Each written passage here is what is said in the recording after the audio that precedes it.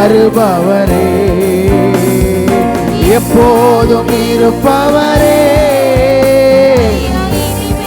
வருபவரே. ஆராதிக்கிறோம், ஆராதிக்கின்றோம், ஆர்ப்பரிக்கின்றோம். கரங்களை தட்டி ஆராதிக்கிறோம், அன்பே செய்கின்றோம். பிதாவே, பிதாவே ஆராதிக்கிறோம், இயேசுவே ஆர்ப்பரிக்கின்றோம். ஆவியானவரே அன்பு செய்கின்றோம், ஆவியானவரே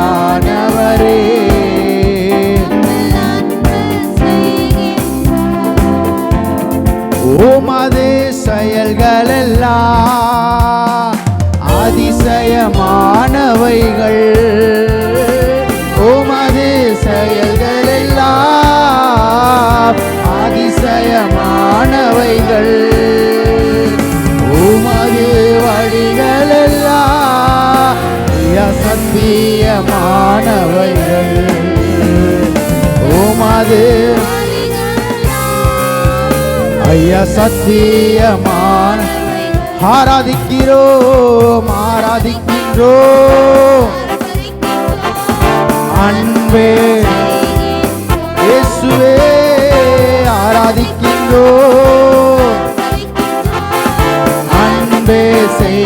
இன்னொரு விசை கூட ஆராதிக்கிறோம், ஆராதிக்கிறோம், ஆர்ப்பரிக்கின்றோம், உம்மை ஆராதிக்கின்றோம், அன்பு செய்கின்றோம். பிதாவே ஆராதிக்கின்றோம், இயேசுவே ஆர்ப்பரிக்கின்றோம். ஆவியானவரே உம்மை அன்பு செய்கின்றோம், எங்கள் ஆவியானவரே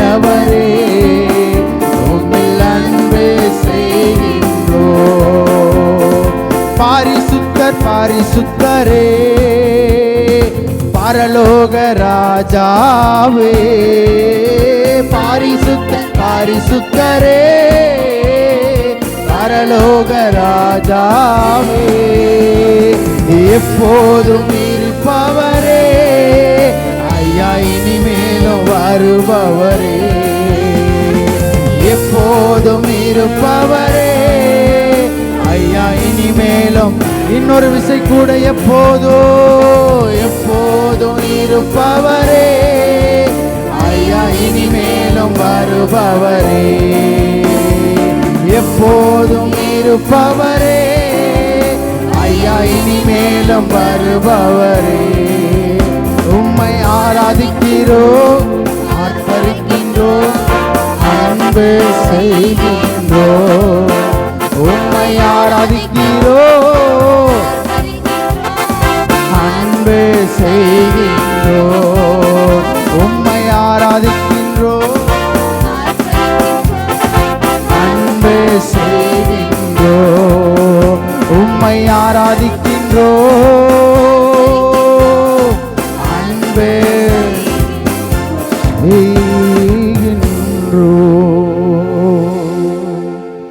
ஹல்லேலூயா.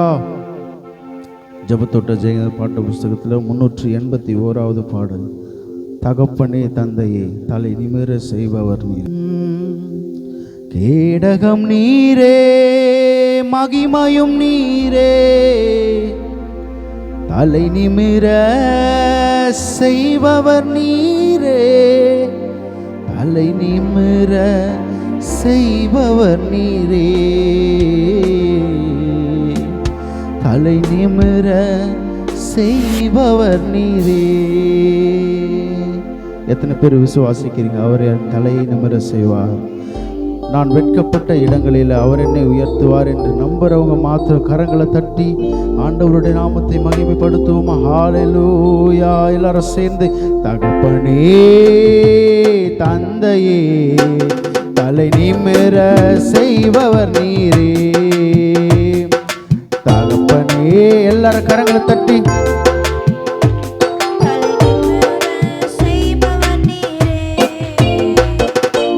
கேடகம் நீரே மகிமையும் நீரே தலை நிமிர செய்பவர் நீரே கேடகம் நீரே மகிமையும் நீரே தலை நிமிர செய்பவர் நீரே தலை நிமிர செய்பவர் நீரே தலை நிமிர செய்பவர் நீரே தகப்பனே தகப்பனே தந்தை தலை நிமிர செய்பவர் நீரே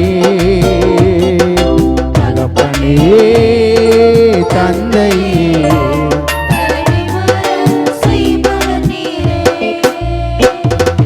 எதிரிகள் எவ்வளவாய் பெருகிவிட்டன எதிர்த்தழுவோர் எத்தனையோ மிகுந்து விட்டன எதிரிகள் எதிர்த்தழுவோர் ஆனாலும் சோர்ந்து போவதில்லை கலந்து விடுவதில்லை சோர்ந்து போவதில்லை கலந்து விடுவதில்லை தகப்பனீர் தாங்குகிறீ என்னை தள்ளாட விட மாட்டே சேர்ந்து சொல்லுங்க தகப்பனே ஓ விட மாட்டே சேர்ந்து சொல்லுவோமா கேடகம் கேடகம் நீரே மகிமையும் நீரே தலை நிமிர செய்பவர் நீரே கேடகம் நீரே மகிமையும் நீரே தலை நிமிர செய்பவர் நீரே தலை நிமிர செய்பவர் நீரே தலை நிமிர செய்பவர் நீரே தலை நிமிர செய்பவர் நீரே தலை நிமிர படுத்துறங்கி மகிழ்வுடனே விழித்தெழுவே ஏனெனில் கர்த்தர் என்னை ஆதரிக்கிறேன் படுத்துறங்கி மகிழ்வுடனே விழித்தெழுவே ஏனெனில் கர்த்தர் என்னை ஆதரிக்கின்றேன் அச்சமில்லையே கலக்கமில்லையே அச்சமில்லையே கலக்கமில்லையே வெற்றி தரும் கர்த்தர் என்னோடு தோல்வி என்றும் எனக்கில்லை வெற்றி தரும் கர்த்தர் என்னோடு தோல்வி என்றும் எனக்கில்லை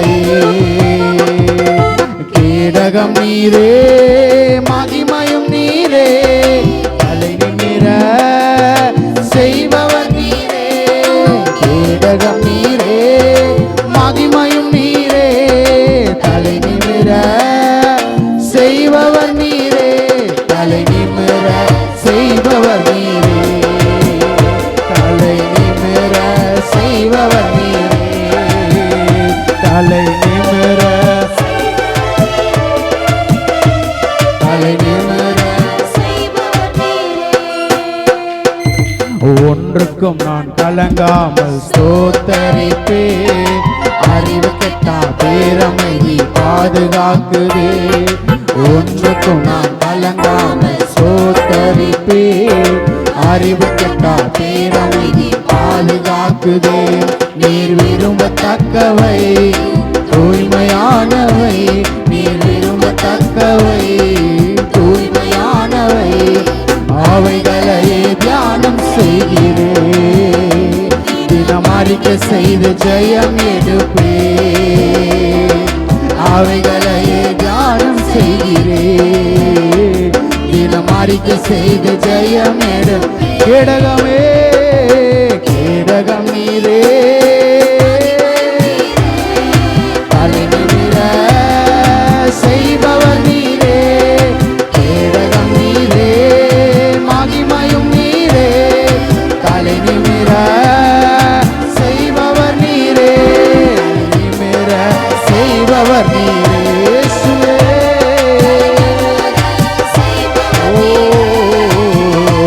தலை நிமிர செய்பவர் நீரே தலை நிமிர செய்பவர் நீரே தலை நிமிர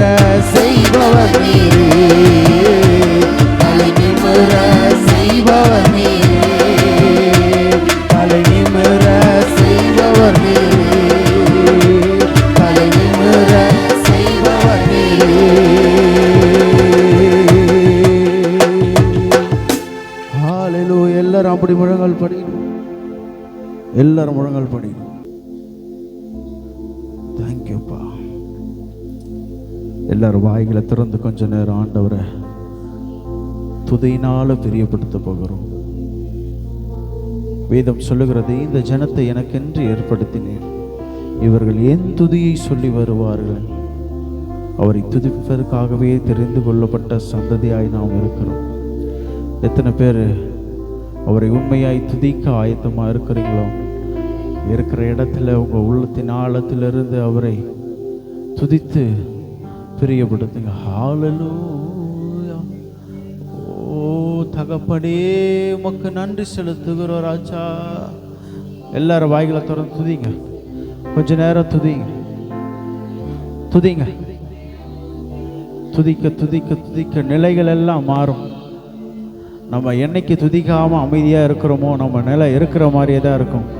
நம்ம வாய்களை திறந்து நாம் துதிக்கும் பொழுது, உண்மையாய் அவரை நோக்கி பார்க்கும் பொழுது, நம்முடைய முகங்கள் எல்லாவற்றையும் வெட்கத்திற்கு மாற்றி பிரகாசிக்க பண்ணுகிற தெய்வம் நம்ம கூட இருக்கிறார் என்று விசுவாசத்தில் நல்லா அவர்களை துதிங்க.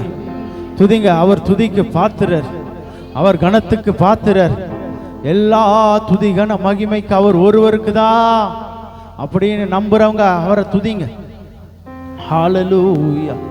ஓமை துதிக்கிறோம் துதிக்கிறோம் துதிக்கிறோம் துதிக்கிறோம் துதிக்கிறோம் தகப்பனே. 7 குத்து விளக்குகள் மத்தியில் உலாவுகிற பரிசுத்த தெய்வமே, 7 குத்து விளக்குகள் மத்தியில் உலாவுகிற பரிசுத்த தெய்வமே, சேனைகளின் கர்த்தாவே, சேனைகளின் கர்த்தாவே, எங்கள் பரிசுத்தரே, உம்மை துதிக்கிறோம் ராஜா. ஹalleluya. உம்மை துதிக்கிறோம் துதிக்கிறோம் துதிக்கிறோம் துதிக்கிறோம் துதிக்கிறோம்ப்பா. உம்மை துதிக்கிற ஆண்டவரே, உம்மை மகிமைப்படுத்துகிற ராஜா, உம்மை மகிமைப்படுத்துகிற ராஜா, உம்மை மகிமைப்படுத்துகிற ராஜா, உம்மை மகிமைப்படுத்துகிற ராஜா. எந்த ஸ்தானத்தில் வந்து எங்களை ஆசீர்வதிப்பேன் என்று சொன்ன கர்த்தர் இந்த காலை வேளையில எங்கள் மத்தியில இறங்கி வாங்க. இறங்கி வாங்கப்பா, இறங்கி வாங்கப்பா, இறங்கி வாங்க ஆண்டவரே. ஹalleluya. நீங்க வாங்க ஆண்டவரே, நீங்க வாங்கப்பா. குறைகளை மாற்ற நிறைவான பரிசுத்த ஆவியானவர் இந்த ஆராதனையில எங்கள் மத்தியில கடந்து வாங்க. ஹalleluya. ஹalleluya. ஓ தகப்பனே, உம்மை துதிக்கிறோம்ப்பா, உம்மை துதிக்கிறோம், உம்மை துதிக்கிறோம், உம்மை துதிக்கிறோம். ஹalleluya. உணருங்க உணருங்க. ஆண்டவர் நம்ம கூட இருக்கிறத உணரும் பொழுது நம்முடைய வாய் மௌனமாக இருக்காது, நம்முடைய கரங்கள் மௌனமாக இருக்காது. எல்லாவற்றுக்கும் மேலாய் அவர் என் கூட இருக்கிறான்னு விசுவாசிக்கும் பொழுது நம்மளை அறியாமலே நம்ம துதிக்க ஆரம்பிப்போங்க. இன்னைக்கு ஏன் தெரியுமா நம்ம மௌனமாக இருக்கிறோம்? ஆண்டவர் நம்ம கூட இல்லைன்றதை நம்ம ஃபீல் பண்ணுறோம். நான் ஒன்றே ஒன்று சொல்கிறேன், இந்த காலை வேளையில் உங்கள் கூட யார் இருக்கிறாங்க, யார் இல்லை, யார் போயிட்டாங்க, யார் போல, இந்த மாதிரி காரியங்களை யோசிக்கிறத விட்டுட்டு அவர் என் கூட இருக்கிறாரு, இப்போ கரம் பிடிச்சிருக்கிறவர், இறுதி வரைக்கும் என்னை நடத்துவார்னு விசுவாசிக்கிறவங்க நல்ல கரங்களை தட்டி அவரை மகிமைப்படுத்துங்க. தேங்க்யூப்பா, தேங்க்யூப்பா, தேங்க்யூப்பா. ஹalleluya. எல்லாரும் சேர்ந்து ஒரு பாடல் வரியை பாடி ஆண்டவருடைய நாமத்தை மகிமைப்படுத்தும். ஹalleluya. ஓ அக்கினியாய் இறங்கிடுமே, அக்னி நாவாக அமர்ந்திடுமே, பெரும் காற்றாக வீசிடுமே, ஜீவ நதியாக பாய்ந்திடுமே. எல்லாரும் சேர்ந்து பாடுவோமா? பின்மாரியின் அபிஷேகம் மாம்சமான யாவர் மேலும் அதிகமாய் பொழிந்திடுமே, ஆவியில் நீர. எல்லாரும் கரங்களை தட்டி ஒரே மாதிரி. பின்மாரியின் அபிஷேகம் மாம்சமான யாவர் மேலும் அதிகமாய் பொழிந்திடுமே, ஆவியில் நிரப்பிடு. இப்ப சொல்லுங்க, அக்கினியாய் அக்கினியாய் இறங்கிடுமே, அக்கினாவாக அமர்ந்திடுமே, பெரும் காற்றாக வீசிடுமே, ஜீவன் நதியாக. கரங்களை தட்டி அக்கினியாய் அக்கினியாய் இறங்கிடுமே, அக்கினாவாக அமர்ந்திடுமே, பெரும் காற்றாக வீசிடுமே, ஜீவன் நதியாக. இன்னொரு விசை அக்கினியாய் அக்கினியாய் அக்கரபதரபா ஓரி மனதரதலமே, ஜீவன் நதியாய். இன்னொரு விசை அக்கினியாய் அக்கினியாய் இறங்கிடும் எங்கள் நடுவுல. ஓ வீசிடுமே, ஜீவன் நதியாக. இன்னொரு விசை அக்கினியாய்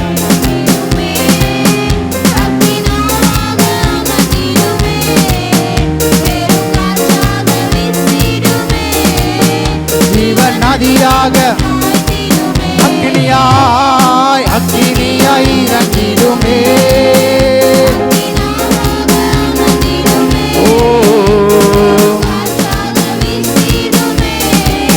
ஜீவன் நதியாக. அக்கினியாய் அக்கினியாய் இறங்கிடுமே, அக்கினாவாக அமர்ந்திடுமே, பெரும் காற்றாக வீசிடுமே, ஜீவன் நதியாக பாய்ந்திடும். அக்கினி அக்கினி அக்கினி அக்கினியாய் இறங்கிடுமே, அக்கினாவாக அமர்ந்திடுமே, பெரும் காற்றாக வீசிடுமே, ஜீவன் நதியாக. சீனாய் மலையின் மேலே அக்னி ஜுவாலையை நான் காண்கிறேன். இஸ்ரவேலின் தேவனே, என்னை அக்கினியாய் மாற்றிடுமே. சீனாய் மலையின் மேலே அக்னி ஜுவாலையை நான் காண்கிறேன். இஸ்ரவேலின் தேவனே, என்னை அக்கினியாய் மாற்றிடுமே, அக்கினியாய் இறங்கிடுமே, அக்கினாவாக அமர்ந்திடுமே, பெரும் காற்றாக வீசிடுமே, ஜீவன் நதியாக. ஓ அக்கினியா இறங்குங்க ஆண்டவரே, இறங்குங்கப்பா எங்கள் மத்தியில, ஒவ்வொருத்தருடைய குடும்பத்துல, ஒவ்வொருத்தருடைய வாழ்க்கையில நீர் அக்கினியாய் விளங்குவீராக, அக்கினியாய் விளங்குவீராக.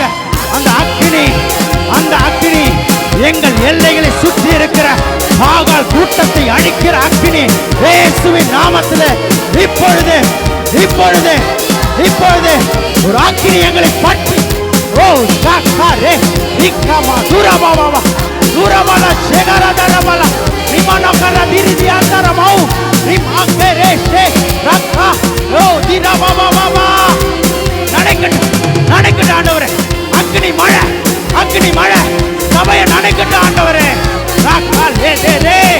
ஓ பலவீனப்படுத்துகிற ஆவி விலகி ஓடுவதாக, விலகி ஓடுவதாக, விலகி ஓடுவதாக, விலகி ஓடுவதாக. உம்மோடு சேரக்கூடாதபடிக்கு தடுக்கிற ஆவி இயேசுவின் நாமத்தில் இப்பொழுது விலகட்டும், விலகட்டும், விலகட்டும். அக்கினி பற்றி எரியட்டும் ஆண்டவரே, அக்கினி பற்றி எரியட்டும். பிசாசை எதிர்த்து நிற்கிற அக்கினி, பிசாசை எதிர்த்து நிற்கிற அக்கினி, ஒரு வல்லமை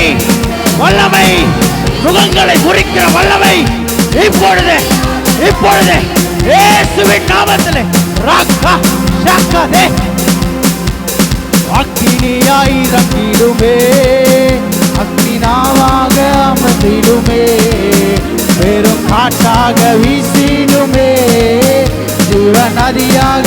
நல்ல கரங்களை தட்டி அக்கினியாய் இறங்கிடுமே, அக்கினாவாக அமர்ந்திடுமே, பெரும் காற்றாக வீசிடுமே, ஜீவன் நதியாக பாய்ந்திடுமே. பின்மாரியின் அபிஷேக மாம்சமான யாவர் மேலோ அதிகமாய் ஓ ஆவியில் நிரப்பிடுமே இன்மாரியின் அபிஷேக மாம்சமான யாவர் மேலோ அதிகமாய் பொழுதிடுமே ஆவியில் நிரப்பி. இப்ப சேர்ந்து சொல்லுங்க, அக்கினியா அக்கினியா இறங்கிடுமே அக்னினாவாக அமர்ந்திடுமே பெரும் காற்றாக அக்கினி அக்கினி அக்கினி அக்கினி அக்கினியாய் ஊற்றுங்க ஊற்றுங்க ஊற்றுங்க ஆண்டவரே ஊற்றுங்கப்பா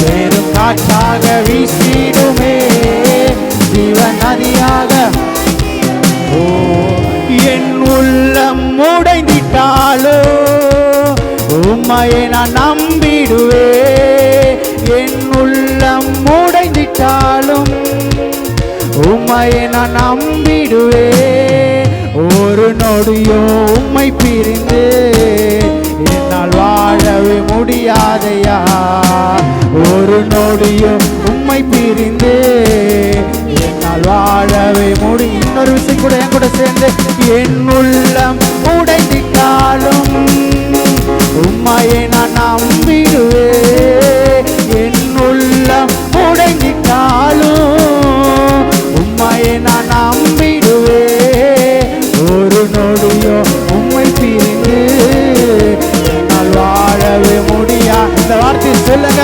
ஒரு நொடியோ உம்மை பிரிந்து என்னால் வாழவே முடியாதையா ஒரு நொடியோ உம்மை பிரிந்து வாழவே முடியாதையா ஒரு நொடியோ உம்மை பிரிந்து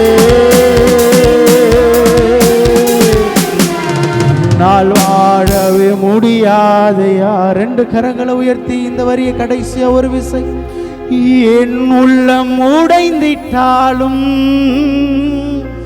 உம்மையே நான் நம்பிடுவே சேர்ந்து சொல்லுங்க என் உள்ளம் உடைந்திட்டாலும் உம்மையே நான் நம்பிடுவே ஒரு நொடியோ உம்மை பிரிந்து என்னால் வாழவே முடியாதையா ஒரு நொடியோ உம்மை பிரிந்து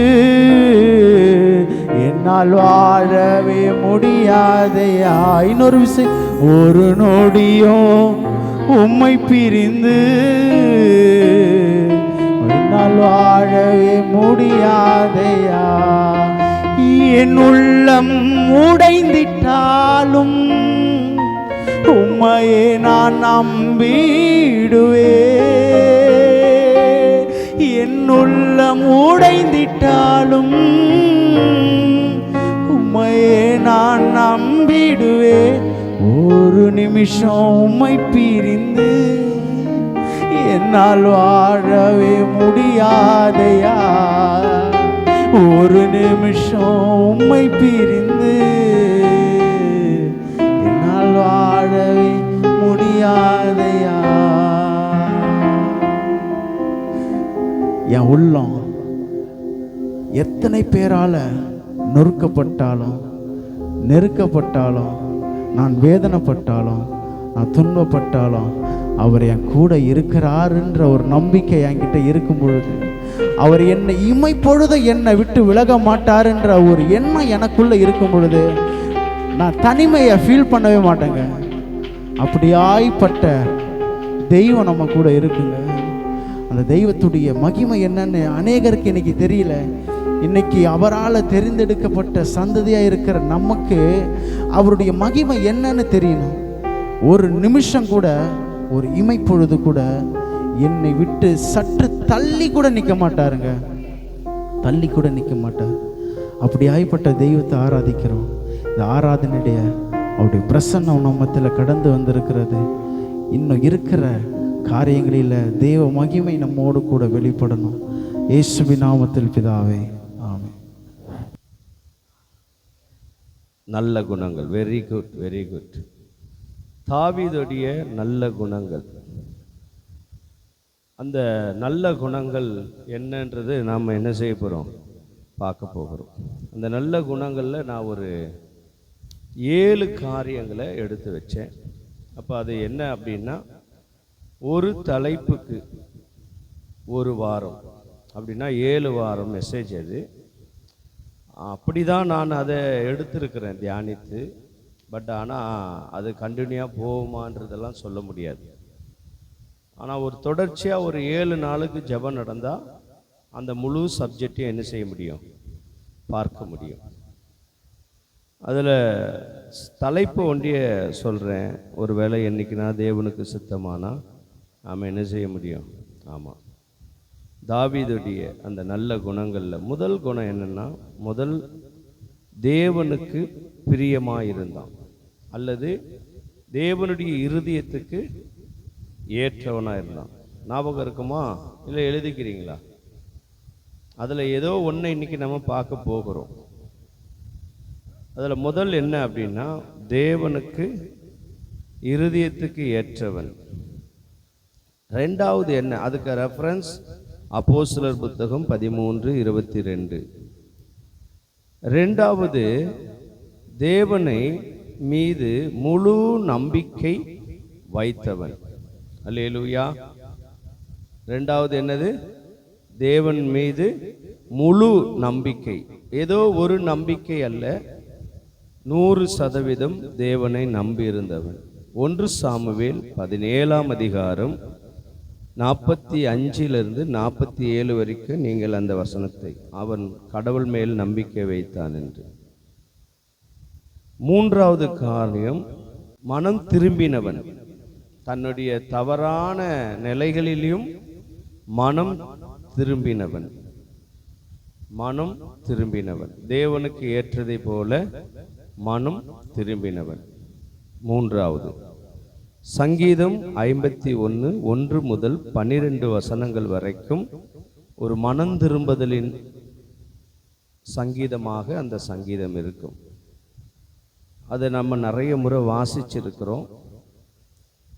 நாலாவது, தாழ்மை உள்ளவனாய் இருந்தான். என்ன உள்ளவனாய் இருந்தான்? தாழ்மை உள்ளவனாய் இருந்தான். 2 சாமுவேல் 6 14 முதல் 22 வசனங்கள் வரைக்கும் ராஜாவா இருந்தாலும் ஒரு தீர்க்கதரிசி வந்து அவனை உணர்த்தும் பொழுது அவரை எதிர்த்து பேசாமல் தன் குற்றங்களை ஒற்றுக்கொண்டு அவன் மற்றில் தாழ்மையாக நடந்து கொண்டான். 5வது, பொறுமையாயிருந்து கற்றுக்கொண்டான். பொறுமை இருந்தது, பொறுமையாயிருந்து காரியங்களை கற்றுக்கொண்டான். அவசரப்படலை, ஆவேசப்படலை, பொறுமையோடு இருந்தான். பொறுமையோடு இருந்து, சரி, கற்றுக்கொண்டான்றது காத்து கொண்டு இருந்தான் போட்டுங்களேன், அதில் கொஞ்சம் மாற்றிக்குங்க. பொறுமையோடு காத்திருந்தான் போட்டுக்குங்க. 1 சாமுவேல் 24 6 வசனம் அவைகளில் அடங்கியிருக்கிறது.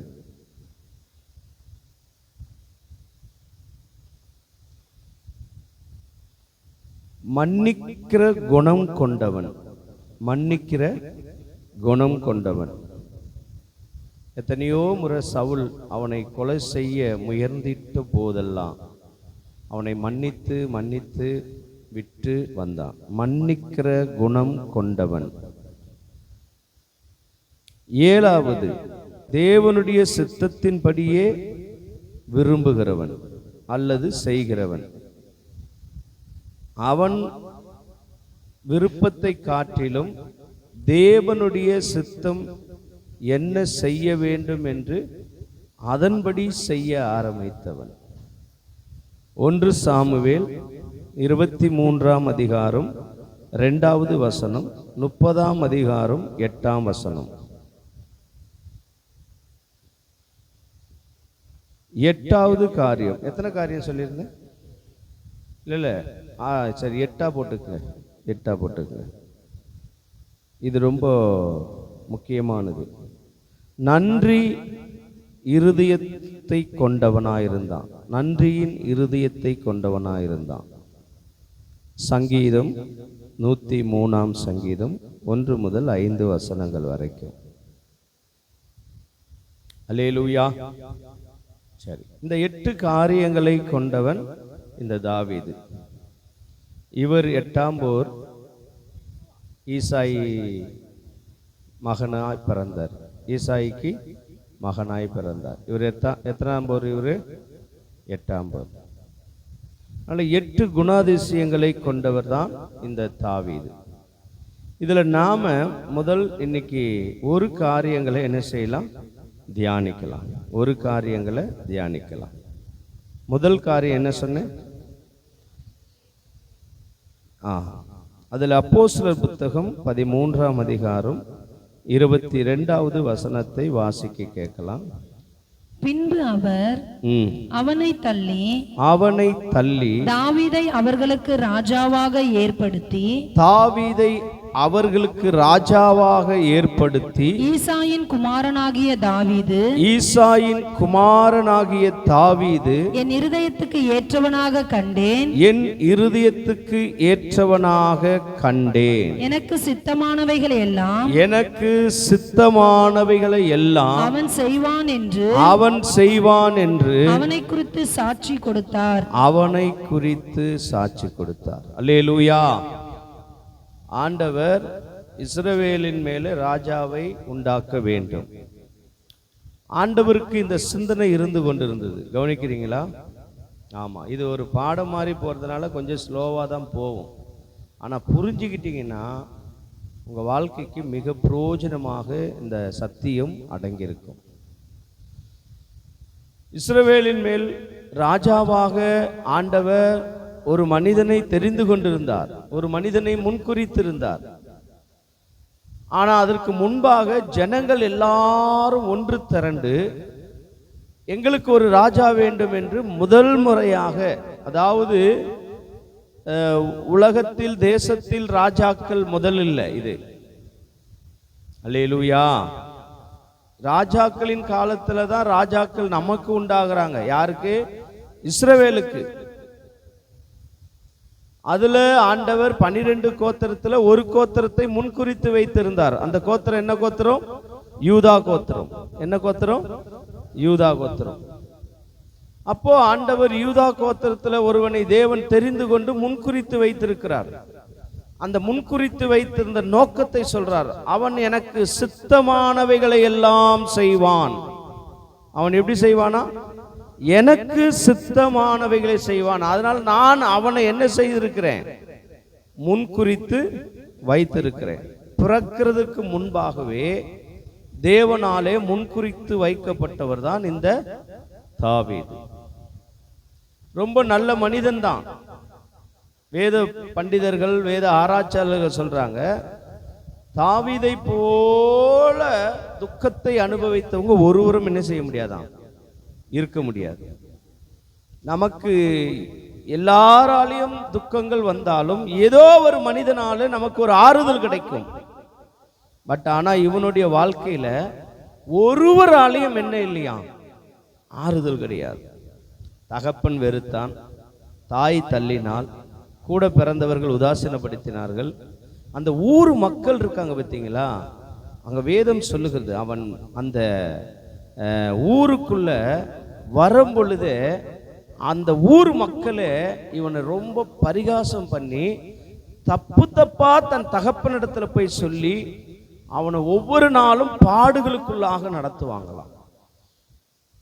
சரி, ஊர் மக்கள் அப்படின்னா மாமனாராலையும் பகை, பிள்ளைகளாலையும் பகை, மனைவிகளாலையும் பகை, எல்லாராலையும் இவனுக்கு என்ன இருந்தது? இது இல்லாமல் ராஜாவாய் மாறியும் எல்லா ராஜ்யத்தோடவும் இவனுக்கு என்ன இருக்குது? பகை இருக்கிறது. எல்லாவற்றத்திலும் பகை பகை. சில வசனங்கள் சொல்லுகிறது, என்ன, அதாவது எனக்கு பயந்து இருந்தவங்க இன்னைக்கு குதிங்கால என்ன செய்கிறார்கள்? தூக்குகிறார்கள். அப்படின்னா என்ன? என்னை எட்டி உதைக்கிறாங்க. என் கட்ட தஞ்சமா இருந்தவங்க, எனக்கு கீழ்ப்படிஞ்சு இருந்தவங்க இப்ப என்ன செய்யறாங்களாம்? அவங்க குதிங்கால்களை தூக்குகிறார்கள். எழுதுகிறான், இப்படிலாம் எழுதுகிறான். தன் பிள்ளைக்கு பயந்து ஓடும் பொழுது அவனுடைய செருப்பு கூட போட்டுக்கிட்டு போக முடியாத அளவுக்கு செருப்பை இல்லாமல் என்ன செய்கிறானா, மலையின் மேல் ஓடுகிறான் என்று வேதம் என்ன செய்கிறது, சொல்லுகிறது. இந்த வசனங்கள் எல்லாம் நம்ம நிறைய வாசித்திருக்கிறோம். ஆனால் அப்படியாய்ப்பட்டவனை கர்த்தர் முன்குறித்தே வச்சிருக்கிறார். என்ன அப்படின்னா, அவன் என் இருதயத்துக்கு ஏற்றவனாயிருப்பான். அல்லேலூயா. அதற்கு முன்னாடி மக்கள் எல்லாம் திணிக்கிறாங்க. ஏன்னா இவங்க ஒவ்வொரு ஊரை கடந்து வரும் பொழுது அந்த ஊருக்கு ராஜா இருக்கிறான். அந்த ஊர் ராஜா இருக்கிறதுனால அவங்கள நல்லா கைட் பண்ணுறான். அந்த ஊர் ராஜா இருக்கிறதுனால அவங்களுக்கு வேலை இல்லைன்னா வேலை தரான், அவங்கள பாதுகாத்து கொள்கிறான். அப்போ நமக்கு ஒரு ராஜா இருந்தால் நல்லா இருக்குமே அப்படின்னு இஸ்ரவேல் ஜனங்கள் முறுமுறுக்கிறார்களாம். அது தேவனுடைய சமூகத்துக்கு என்ன செய்து எட்டினது. அந்த விஷயத்தில் ஆண்டவர் இவங்களுக்கு ஒரு ராஜா வேணுன்றது, இந்த சவுலை ராஜாவாய் அபிஷேகம் பண்ணுகிற விஷயம் தேவனுடைய சிந்தையில் கிடையாது. இஸ்ரவேல் ஜனங்களுக்கு முதல் ராஜா யாரு? முதல் ராஜா யாரு? எல்லாரும் சேர்ந்து சொல்லுங்க. முதல் ராஜா யாரு? சவுல். ஆனா இவனை ராஜாவாய் ஆக்குறதுக்கு தேவனுக்கு என்ன இல்லை, சித்தம் இல்லை. ஏன் ஆக்குனார்? ஜனங்கள் எல்லாரும் முறையிடுகிறார்கள். தேவனுடைய சமூகத்தில் எங்களுக்கு என்ன வேண்டும், எங்களுக்கு என்ன வேண்டும், ஒரு ராஜா வேண்டும், ஒரு ராஜா வேண்டும் என்று சொல்லி அவர்கள் என்ன செய்கிறார்களாம், முறுமுறுக்கிறார்கள். அப்பொழுதுதான் தேவன் தமக்கு சித்தமில்லாத ஒருவனை ஆண்டவர் ராஜாவாக அபிஷேகம் பண்ண சொல்லி சாமுவேல் தீர்க்கதரிசிகையில சொல்றார். அல்லேலூயா. யார் கையில சொல்றாரு? இப்ப கழுதையை தேடிக்கிட்டு ஒருத்தன் வருவான், அவனுக்கு நீங்க என்ன செய்யுங்க, அவனை அதான் ரெண்டு பேருடைய அபிஷேகம், தேவனாலே நியமிக்கப்பட்டவனுடைய அபிஷேகம் வேற, தேவன் மனிதர்களால் அபிஷேகப்பட்ட வித்தியாசங்கள் உண்டு. இப்போ கடந்த நாட்களில் கூட யாரோ சொன்னாங்க, சவுலை அபிஷேகம் பண்ணும்போது எதுல அபிஷேகம் பண்ணாங்க? மண் பாத்திரம். ஆனா தாவீதை அபிஷேகம் பண்ணும்போது தாயில கொம்பு, குப்பி கொம்பு, ரெண்டுமே வித்தியாசம் இருக்குன்னாங்க. சவுலை அபிஷேகம் பண்ணும்போது எதுல அபிஷேகம் பண்ணாங்களாம்? தாயில கொப்பி. ஆனா தாவீதை அபிஷேகம் பண்ணும்போது தாயில கொம்பு. அல்லேலூயா. அதுக்கு தாயில கொம்புன்னும் போது அது கொம்பு உயர்ந்தது. அல்லேலூயா. கொம்பு என்றால் என் கொம்பை உயர்த்தினாரே அப்படின்னு நான் பாட்டு பாடினோம் பார் தேவ பிள்ளைகளே. அப்போ இவனுக்கு என்ன அபிஷேகம் நடக்குது? கொம்புல அபிஷேகம் நடக்குது. அப்போ தேவனால் தெரிந்து கொள்ளப்பட்டவன் தான் இந்த தாவீது. ஏன் தேவன் என் இருதயத்துக்கு ஏற்றவன் என்று சொன்னார் அப்படின்னா, இவனுடைய ஒரு பெரிய குணம் என்னன்னா, கர்த்தரை நன்றாக துதிக்கிறவனாயிருந்தான். அல்லேலூயா. தேவனை இங்க வசனத்துல சொன்னல, என்ன சொன்ன? தேவனை முழு இருதயத்தோட நேசித்தவன். முழு இருதயத்தோட நேசித்தவன். முதலாவது காரியங்கள்ல முழு இருதயத்தோட தேவனை என்ன செஞ்சானா? நேசிச்சான். சங்கீத புஸ்தகம் 27ஆம் சங்கீதத்துல 4வது வசனத்தை வாசிங்க. கர்த்தரிடத்தில் ஒன்றை நான் கேட்டேன், அதையே நாடுவேன். நான் கர்த்தருடைய மகிமையை பார்க்கும்படியாகவும், அவருடைய ஆலயத்தில் ஆராய்ச்சி செய்யும்படியாகவும் நான் என் ஜீவனுள்ள நாளெல்லாம் கர்த்தருடைய ஆலயத்தில் தங்கியிருப்பதையே நாடுவேன். நல்லா கவனிச்சு பார்த்தீங்களா? என் ஜீவனுள்ள நாளெல்லாம் நான் கர்த்தருடைய ஆலயத்தில் தங்கியிருப்பதையே நாடுவேன். அவனுடைய முழு இருதயமும் தேவனை நேசித்து கொண்டிருந்தது. தேவனையே சார்ந்து வாழ்ந்த ஒரு மனிதன். எல்லாவற்றையும் உலகத்துல எத்தனையோ காரியங்களை அவனுக்கு தெரிந்தாலும் அவனுடைய நோக்கம் எல்லாம் தேவனுடைய ஆலயத்தில் தங்கியிருப்பதையே நாடுவேன். இன்னொரு இடத்துல சொல்றான், நானோ தேவனுடைய ஆலயத்தில் நாட்டப்பட்ட பச்சையான ஒலிவ மரமாக இருக்கிறேன்னு சொல்றான். தேவனுடைய ஆலயத்திலேயே மரம் என்பது அசைக்க முடியாத ஒன்று.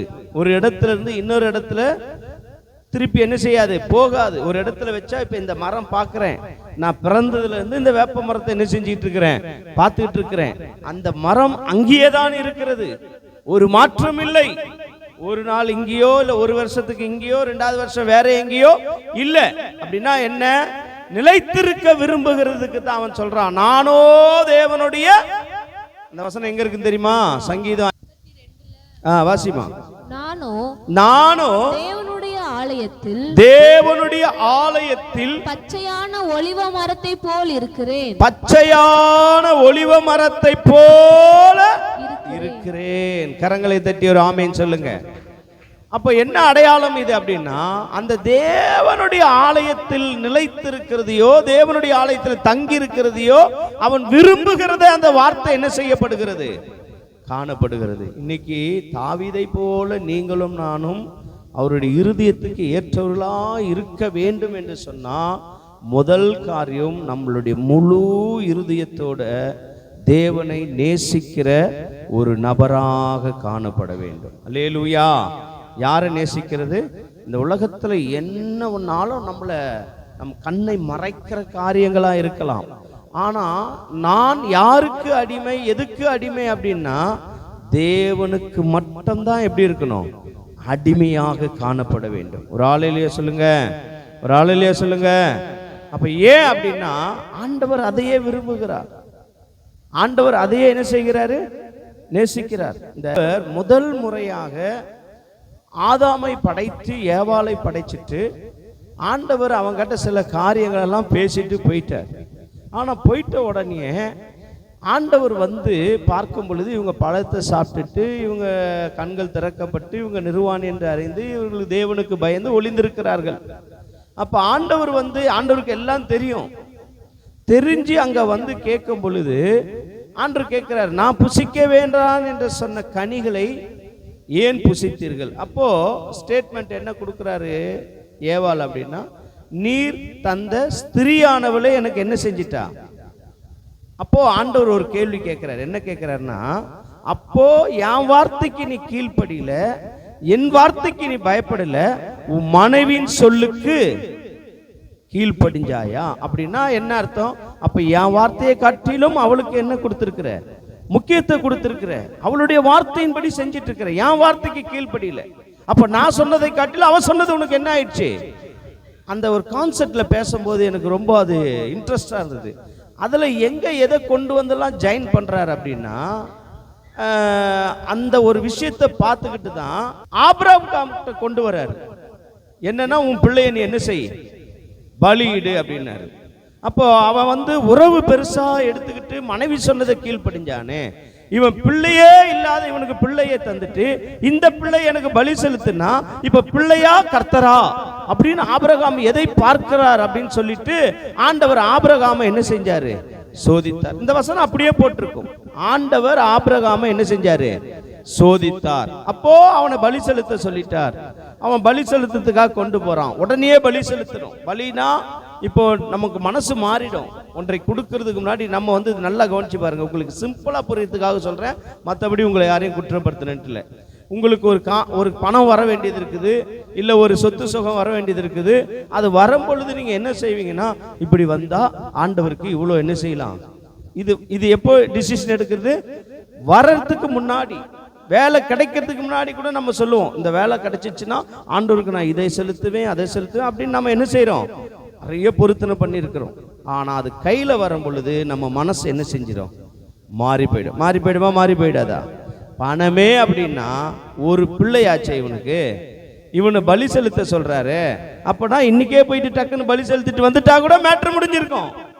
ஆனா பைபிள் சொல்லுது 3 நாள் அவர்கள் என்ன பண்ணிக்கிட்டு வந்தாங்களாம், பிரயாணம் பண்ணிக்கிட்டு வந்தாங்க. 3 நாள்ல அவன் மனம் என்ன செய்யல, கொஞ்சமும் மாறல. அல்லேலூயா. கூட வேலையாட்களை கூப்பிட்டு வந்தாங்க. மேட்ரு அவங்களுக்கும் சொல்லல, வீட்டில் இருக்கிற மனைவிக்கு என்ன செய்யல அவன் சொல்லல. வேத ஆராய்ச்சியாளர் சொல்றாங்க, அவனை தெரியாம கொண்டு போய் பலி செலுத்த போறான்னு அந்த சாரால் கேள்விப்பட்டு தான் மனம் வந்து அவள் மரித்து போய் விட்டாள் என்று வேத பண்டிதர்கள் எழுதுகிறார். ஆராய்ச்சியாளர்கள் சொல்றார்கள். அல்லேலூயா. அப்ப அந்த அளவுக்கு மனைவிக்கும் தெரியாம கொண்டு வந்து செலுத்த போறான். இப்ப ஆண்டவர் அவனை செலுத்துறதுக்கு முன்னாடி சில வார்த்தைகளை அவனுக்கு எடுத்து உரைக்கிறார். என்ன உரைக்கிறாரு சொல்லுங்க? உன் ஏதசுதன், உன் புத்திரன், உன் நேசகுமாரன், இதெல்லாம் சொல்லிட்டு என்ன செய் அப்படின்னா என்ன? நான் ஆதாம உண்டாக்கி வச்சேன், அவன் என் சொல்லுக்கு கீழ்ப்படியாம மனைவி சொல்லுக்கு என்ன செஞ்சிட்டான்? நீ இத உன் பிள்ளைன்னு பார்க்காம எனக்கு நீ பலி செலுத்துறியான்னு சோதிக்கிறதுக்கு தான் கர்த்தர் என்ன செஞ்சாரு? அவன் பிள்ளையாண்டன பலி செலுத்தவே சொன்னாருன்னு சொன்னார். அல்லேலூயா. எனக்கு சில விஷயங்கள் பிடிச்சிச்சுன்னா சாகிற வரைக்கும் அதை என்ன செய்ய மாட்டேன், மறக்க மாட்டேன். அதை எங்க கொண்டு வந்தார்னா துவக்கத்தில் கொண்டு வந்து ஆபிரகாம் காலத்தில் கொண்டு வந்து கடைசியில் எங்க கொண்டு வந்திருக்கிறார் இந்த வார்த்தையை அப்படின்னா சிலுவையில கொண்டு வந்துட்டார். அல்லேலூயா.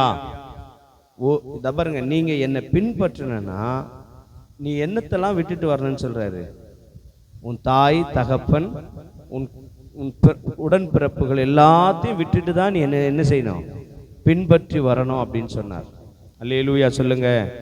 அப்போ ஆண்டவர் எதிர்பார்க்கிறதெல்லாம், அதனாலதான் சொல்ற, எதிர்பார்க்கிறது என்னன்னா முழுமையை எதிர்பார்க்கிறார் தேவன். நம்மளும் ஆண்டவருடைய இருதயத்துக்கு ஏற்றவனாக காணப்பட வேண்டுமானால் ஆண்டவருக்கு நம்ம செலுத்த வேண்டிய விஷயங்கள் என்னன்னா நம்மளுடைய முழுமையை தேவனுக்கு என்ன செய்யணும்?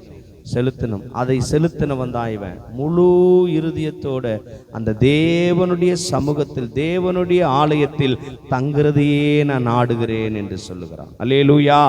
மீண்டும் அந்த வசனத்தை வாசிங்க. 27ஆம் சங்கீதத்தை 4வது வசனத்தை வாசிங்க. கர்த்தரிடத்தில் ஒன்றை நான் கேட்டேன், அதையே நாடுவேன். நான் கர்த்தருடைய மகிமையை பார்க்கும்படி அவருடைய ஆலயத்தில் ஆராய்ச்சி செய்யும்படியாகவும் என் ஜீவனுள்ள நாளெல்லாம் கர்த்தருடைய ஆலயத்தில் தங்கியிருப்பதையே நாடுவேன். அல்லேலூயா. அப்படின்னா ஆண்டவரை விட்டு பிரியறதுக்கு அவனுக்கு என்ன இல்லை. இதனாலதான் சொன்னார் அவன் என் இருதயத்துக்கு ஏற்றவன். ஆலயத்தில் இருக்கிறவங்க சாதாரணமா இருக்க முடியாது. ஆலயத்தில் இருக்கிறவங்களுடைய வேலை என்ன தெரியுமா? எப்பொழுதும் அவரை குறித்தே தியானித்துட்டு இருக்கணும், அவரை குறிச்சே பேசிக்கிட்டு இருக்கணும், அவரை குறித்தியே துதிச்சுக்கிட்டு இருக்கணும், அவரை குறிச்சியே பாடிக்கிட்டு இருக்கணும், அவர் சமூகத்திலேயே அவரோடு என்ன செய்யணும்? இந்த வசனம் சொல்லுகிறதுல ஏனோக்கு தேவனோடு சஞ்சரித்து இருந்தானே அதை போலதான் தாவீதும் தேவனோட கூட என்ன செய்யணும்? உறவாடணும். அதுதான் ஒரு நல்ல பிள்ளைகளுக்கு அழகு. அப்படி தேவனோட உறவாடிட்டு இருக்கிற பிள்ளைக்கு நீ எதையுமே கற்றுக் கொடுக்க தேவையில்லை. நல்லதையும் கற்றுக் கொடுக்க தேவையில்லை, கெட்டதையும் கற்றுக் கொடுக்க தேவையில்லை. ஏன் தெரியுமா? அதுக்கு தெரியும் இது கெட்டதுன்னு, தானாகவே விலகி போகும். அதுக்கு தெரியும் இது நல்லதுன்னு, அது தானாகவே அதை தேடி வரும். அல்லேலூயா. தாவீது அதை தான் செய்தான். ஆண்டவருடைய ஆலயத்தில் இருந்ததுனால ஒவ்வொரு நாளும் அவனுடைய வாழ்க்கையில அவன் செயல்பாடுகள் எப்படி இருந்ததுன்னா முழுமையாக தேவனுக்கு என்ன செய்ய ஆரம்பிச்சிட்டான்? கொடுக்க ஆரம்பிச்சிட்டான். எப்படி கொடுக்க ஆரம்பிச்சிட்டான்? சங்கீத புத்தகம் 9ஆம் சங்கீதம் 1 வசனத்திலும் 2ஆம் வசனத்தையும் வாசிங்க. கர்த்தாவே என் முழு இருதயத்தோடும் உம்மை துதிப்பேன். உம்முடைய அதிசயங்களை எல்லாம் விவரிப்பேன். உம்மிலே நான் என்ன செய்வேன்? மகிழ்ந்து களி கூறுவேன். அல்லேலூயா. களி கூறுறதா இருந்தா கூட நான் யாருக்குள்ளதான் களி கூறுவேன் அப்படின்னா என்ன? அந்த களி கூறுதல தெய்வீகம் இருக்கும். அல்லேலூயா. சந்தோஷத்துக்காக மனிதன் என்னென்னவோ தேடுறான்ல, களி கூறுறதுக்காக, மகிழ்ச்சியா இருக்கிறதுக்காக எதையோ நாடுறான். ஒரு பக்கம் சினிமாக்கு ஓடுறான், ஒரு பக்கம் சாராய கடைக்கு ஓடுறான், ஒரு பக்கம் பிரெண்ட்ஸை தேடி போறான், ஒரு பக்கம் எங்க அவனுக்கு நிம்மதி இருக்குதுன்னா அங்க தேடி என்ன செய்யறான்? அதுக்காக எதையும் இழக்கிறான். ஆனா இவன் என்ன சொல்றானா? உம்மிலே நான் களி கூறுவேன் அப்படின்னா நான் சந்தோஷப்படுகிற விஷயம் கூட தேவரீர் அது உண்மை சார்ந்ததாதான் என்ன செய்யும்? இருக்கும் என்றான். எத்தனை பேருக்கு நான் சொல்றது புரியுது? அல்லேலூயா.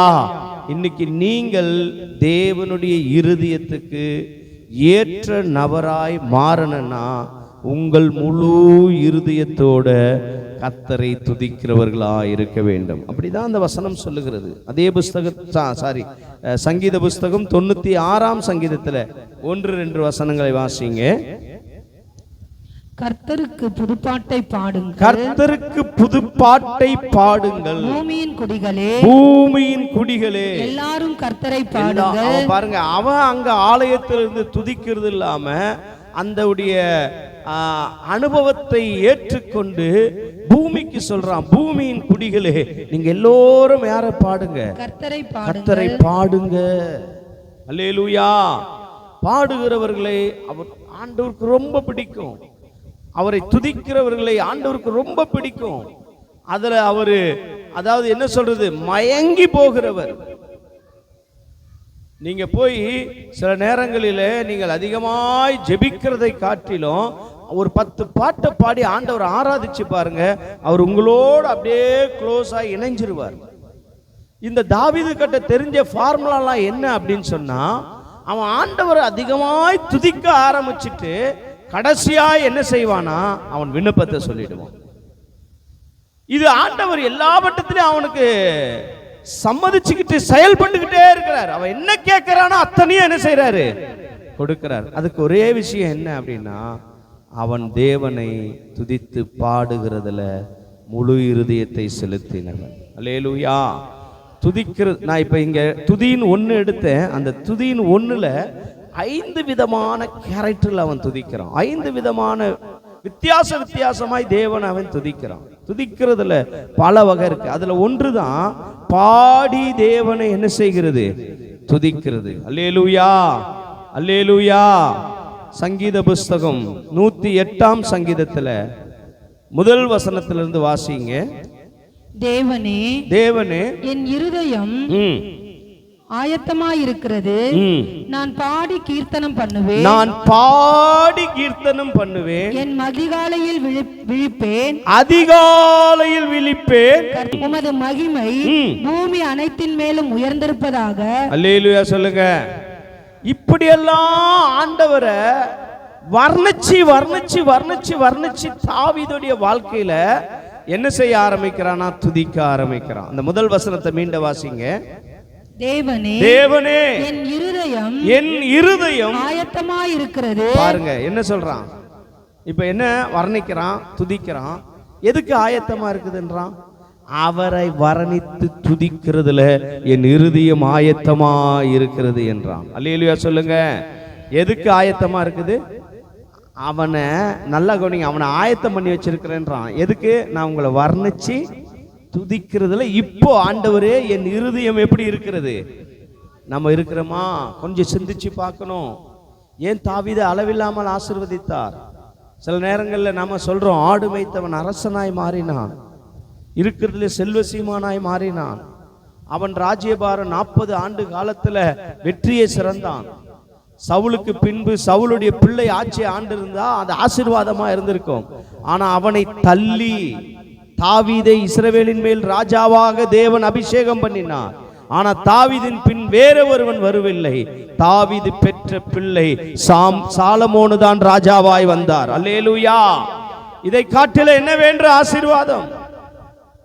அந்த அளவுக்கு இவனை ஏன் ஆசீர்வதித்தார்னா, அவன் வாழ்க்கையில சொல்றான், ஆண்டவரே நான் உங்களை துதிக்கிறதுல இப்ப என்ன பண்ணிக்கிட்டு இருக்கிறேன், என்ன ஆயத்தம் பண்ணிக்கிட்டு இருக்கிறேன் ஆண்டவரே என்றான்.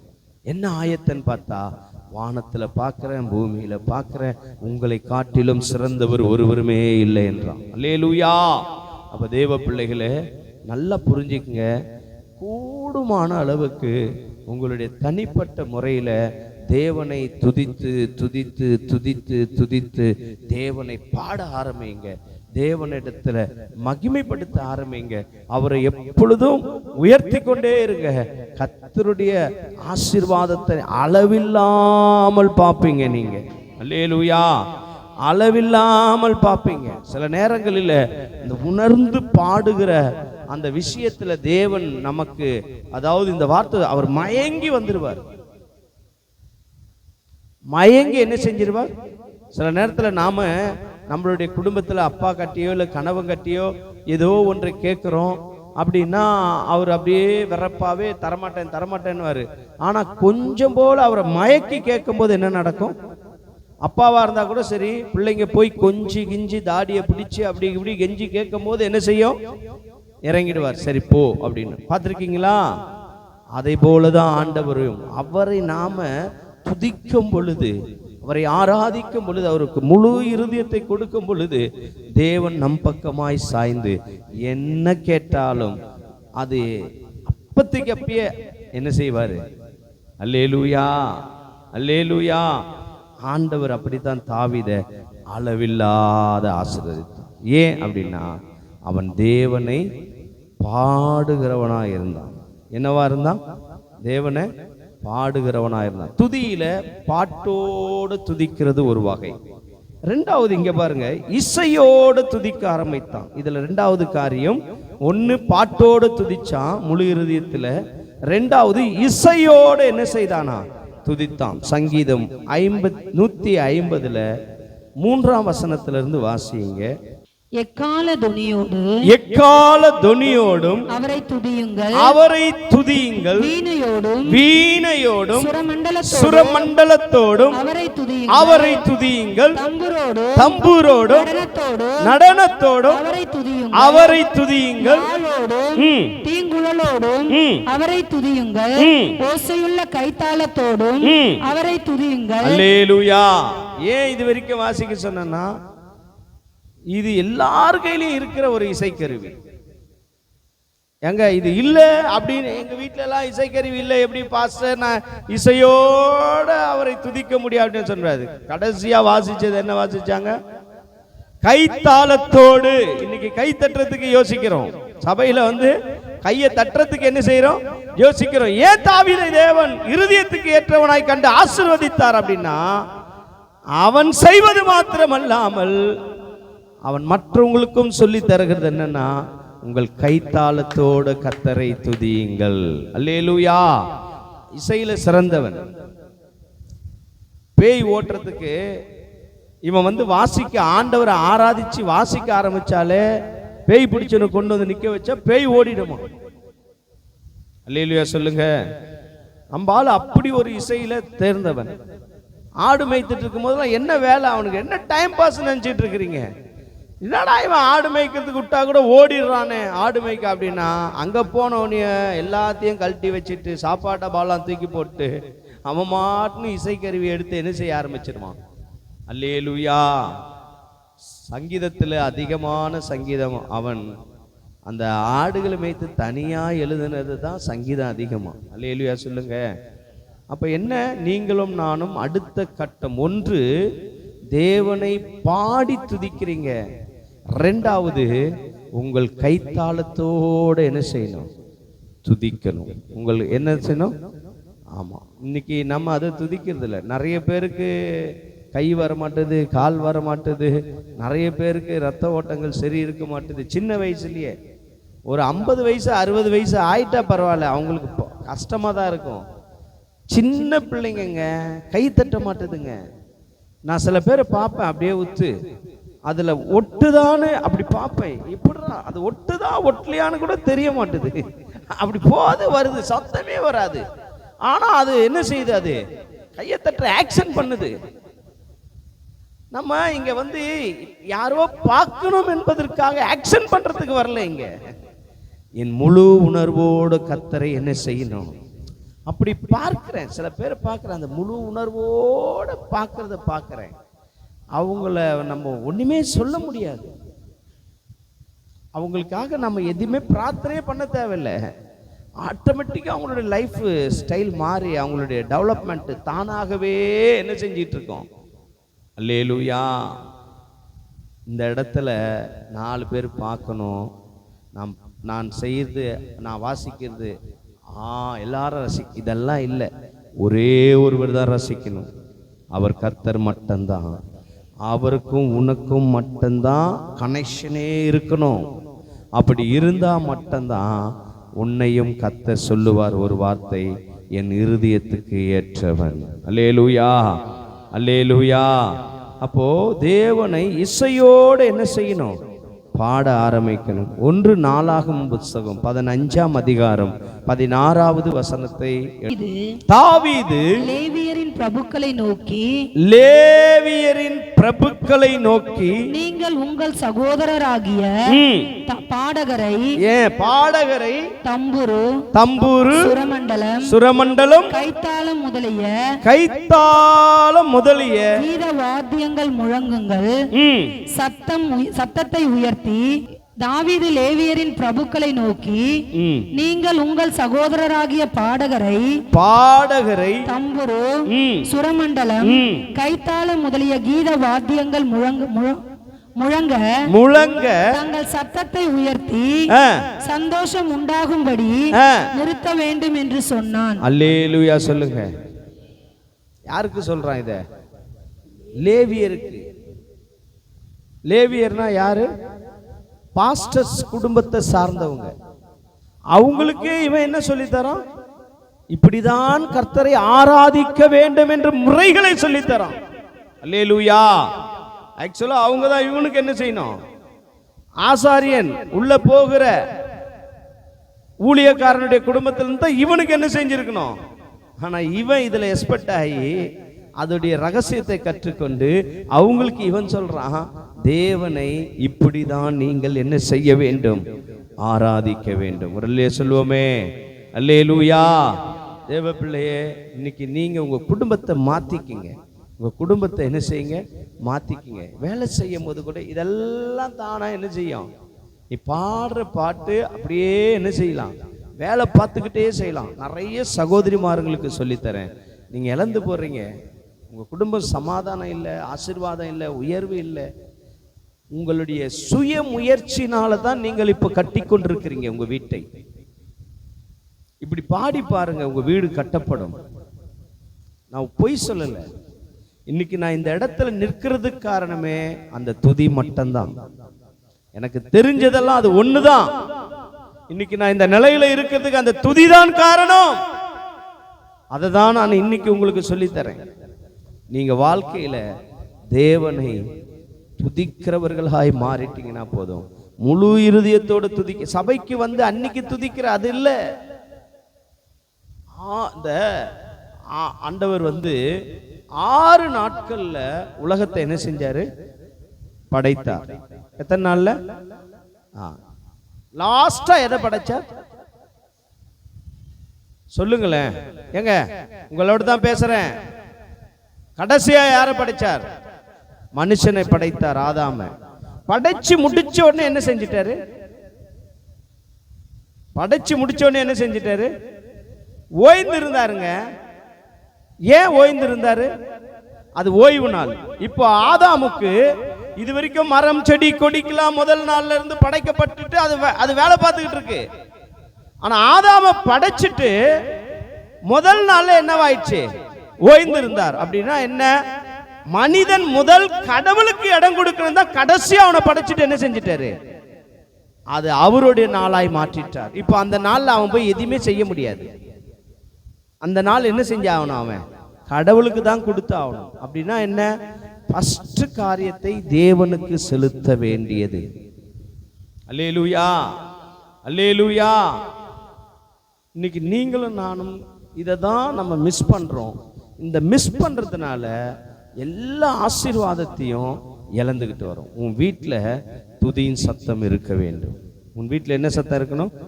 துதியின் சத்தம் இருக்கணும். அதுல முதல் காரியம் பாடி துதிக்க வேண்டும். 2வது காரியம் இசைக்கருவியோடு துதிக்க வேண்டும். நீங்கள் அடுத்த 1 நாளாகமம் 16ஆம் அதிகாரத்துல 4வது வசனத்தை வாசிங்களேன். இஸ்ரவேலின் தேவனாகிய கர்த்தரை பிரஸ்தாபம் பண்ணி துதித்து புகழ்ந்ததற்கு கர்த்தருடைய பெட்டிக்கு முன்பாக சேவிக்கத்தக்க லேவியரில் சிலரை நியமித்தான். அவர்களில் ஆசாப் தலைவனும் சகரியா அவனுக்கு 2வதுமாய் இருந்தான். ஏயேல், செமிரியாமேத், யெகியேல். உடன்படிக்கை பெட்டி தேவன் தான் உடன்படிக்கை பெட்டி. அது முன்னாடி போகும்போது முக்கியமா என்ன இருக்கணும் அப்படின்றானா, கர்த்தரை பாடி ஆராதிச்சுக்கிட்டு போனேன்ட்டு பாடகர்களை என்ன செய்கிறானா? நிறுத்துகிறான். அல்லேலூயா. அப்ப எந்த அளவுக்கு அவன் தேவனை துதிக்கிறதுல கவனமுள்ளவனா இருக்கிறான் என்பதை சிந்தித்து பாருங்க. இன்னைக்கு நம்ம அசட்டையா இருக்கிறோம். அவன் ஏன் மேன்மை அடைஞ்சிருக்கிறான்? அவன் ராஜ்யபாரம் ஏன் உயர்ந்தது அப்படின்னா, அவனுடைய வேலையை தேவனை மகிமைப்படுத்தின வேலை. தாவீதை ஆசீர்வதித்தார், ஆடு மேய்த்தவனை ஆசீர்வதித்தார், ஒன்றுமில்லாதவனை ஆசீர்வதித்தார், குடும்பமே புறக்கணித்தவனை ஆசீர்வதித்தார். அவன் ஒன்றை கற்றுக்கொண்டான், கர்த்தரை பாடி உயர்த்த வேண்டும். அல்லேலூயா. மூணாவது காரியம் அவனிடத்துல இருந்தது என்ன அப்படின்னா, ஃபர்ஸ்ட் பாடி துதிச்சான், ரெண்டாவது இசைக்கருவிகளை வாசித்து துதிச்சான், மூன்றாவது நடனமாடி துதித்தான். எப்படி துதித்தான்? தன்னை மறந்து. அல்லேலூயா. தன்னுடைய வெட்கத்தை விட்டு. வசனம் சொல்லுகிறது, அவன் வஸ்திரம் விலகி போனதை கூட அவன் என்ன செய்யவில்லையா? அறியாமல் நடனமாடினான். ஏன்? அதான் மகிமை.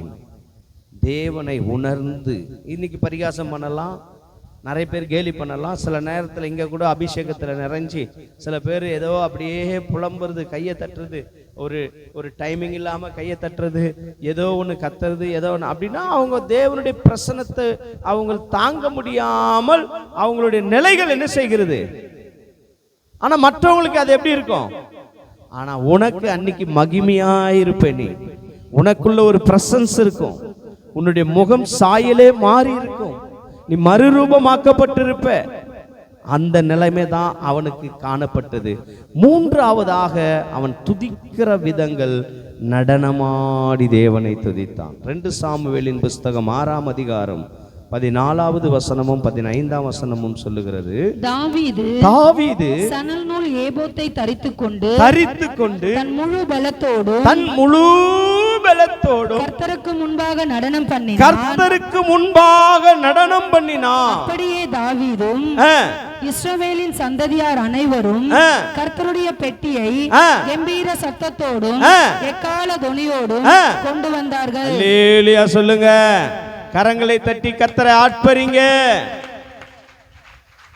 மூன்றாவது தாவீதின் குணங்கள்ல, துதிக்கிற ஒரு குணங்களில அவன் தன்னை மறந்து, மெய் மறந்து நடனமாடி கர்த்தரை என்ன செய்தானா? அந்த சணல் நூல் ஏபோத், இதை ஏன் அங்க போட்டிருக்குன்னா, அவன் தேவனை துதித்து நடனமாடி மகிமைப்படுத்தும் பொழுது தாழ்மையை காண்பிக்கிறது. அல்லேலூயா. என்ன காண்பிக்கிறது? அதாவது அந்த சணல் நூல் ஏபோத் என்ற அந்த ஆடை இருக்குல்ல, அது ரொம்ப தன்னை தாழ்த்தி போடுறது. உபவாசம் இருக்கும்போது தன்னை தாழ்த்ததுக்காக அது என்ன செய்யப்பட்டிருக்குது? உடுத்தி கொள்ளுவார்களாம். தன்னை வெறுமையாய் காட்டுகிறதுல. அப்படின்னா ஆண்டவருக்கு முன்னாடி நடனமாடி அவன் தேவனை ஆராதிக்கும் பொழுது, அவனுடைய வாழ்க்கையை அந்த மெய்மறந்து செயல்படும் பொழுது தன்னை முழுமையாக தேவ சமூகத்தில் என்ன செய்கிறான்?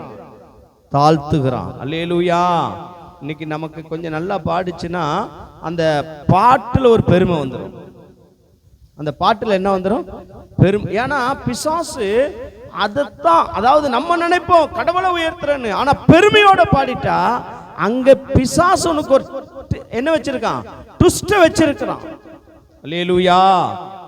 நீங்க நிறைய பாடகர்களை பாடுங்க, அவங்க பயங்கர பப்ளிசிட்டி ஆயிடுவாங்க. பாடுறவங்களெல்லாம் பாருங்க, பாட்டு எழுதி பாடுறவங்களாம் பாருங்க, ஒரே ஒரு பாட்டு ஒரு மனிதனை எங்கேயோ தூக்கிட்டு போய் வச்சிச்சு. அந்த சொல்லுவார்ல, நான் பிச்சை எடுத்து சாப்பிட்டுட்டு இருந்தேன், ஆரோன் பாலா, ஒரே பாட்டு தான், வேற ஒன்றும் கிடையாது, ஒன்றும் கிடையாது. சில டைம் நினைக்கும் போது, நேத்து ஊழியத்துக்கு வந்த பிரதர் சகோதரன் சின்ன பையன், ஆனா ஒரு பாட்டுல எங்க போயிடுச்சு? பயங்கர ஃபேமஸ் ஆயிடுச்சு. ஆனா என்னன்னா அந்த தாழ்மை. நான் பிச்சை எடுத்துக்கிட்டு, நான் சாப்பாட்டுக்கு வழி இல்லாம குப்பையில இருந்து பிறக்கி தின்னுக்கிட்டு, இது இருக்கிற வரைக்கும் தான் அவருக்கு உயர்வு. அதுல அந்த பேச்சில பெருமை வந்துருச்சு. தூக்குன தேவனுக்கு ஒரு இமை பொழுதுல இறக்கவும் தெரியும். அவருன்னு சொல்லல, அவரை மாதிரி இருக்கிற அத்தனை பேரையும் சொல்றேன். பாடுகிறவர்களுக்குள்ள கட்டாயம் என்ன வந்துடும்? நிறைய ட்விஸ்ட்டை வைப்பான். அதெல்லாம் மேற்கொண்டு அதெல்லாம் காட்டிலும் கர்த்தர் தான் எனக்கு இருக்கிறவங்கள தான் தூக்கிட்டு போவார். இன்னைக்கு வரைக்கும் விழாம இருக்கிறது ஃபாதர். அன்னைக்கு இருந்த அந்த அபிஷேகம், அன்னைக்கு இருந்த அந்த கிருபை. பலர் சொல்லுவாங்க அவர் பாடின அந்த போட்ட வார்த்தையே போட்டு யாருன்னா என்ன சொல்லிட்டு போங்கடா, நான் கர்த்தரை என்ன செய்வேன், ஆராதிப்பேன், அவ்வளவுதான். இன்னைக்கு வரைக்கும் 75 வயசு தாண்டியும் 2 மணி நேரம் கூட என்ன செய்யறாரு, அல்லேலூயா. போன வாரத்துக்கு போன ஒரு 10-20 நாளைக்கு முன்னாடி இங்க வந்தார். அன்னைக்கு தான் எனக்கு தெரிஞ்சு 1.25 ஹவர்ல என்ன செஞ்சிட்டாரு. எத்தனை பேர் வந்தீங்க அன்னைக்கு?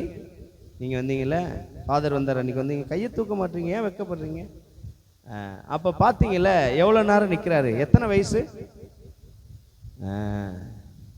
75 வயசு. காரணம் என்ன நினைச்சிட்டு இருக்கிறீங்க?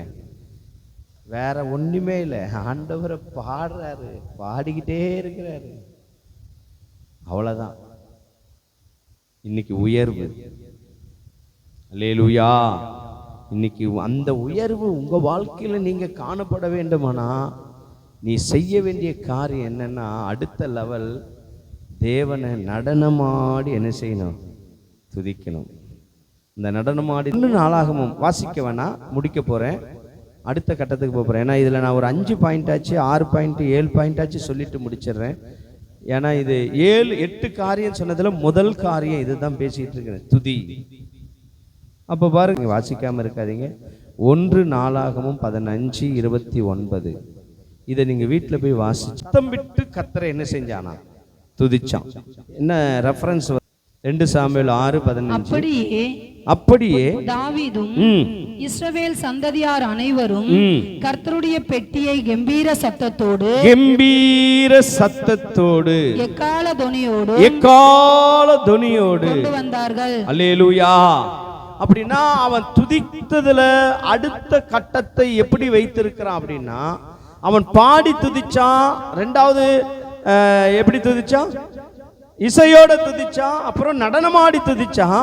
இப்ப சத்தம் விட்டு கம்பீரித்து தேவனை என்ன செய்கிறானா, துதிக்கிறான். அல்லேலூயா.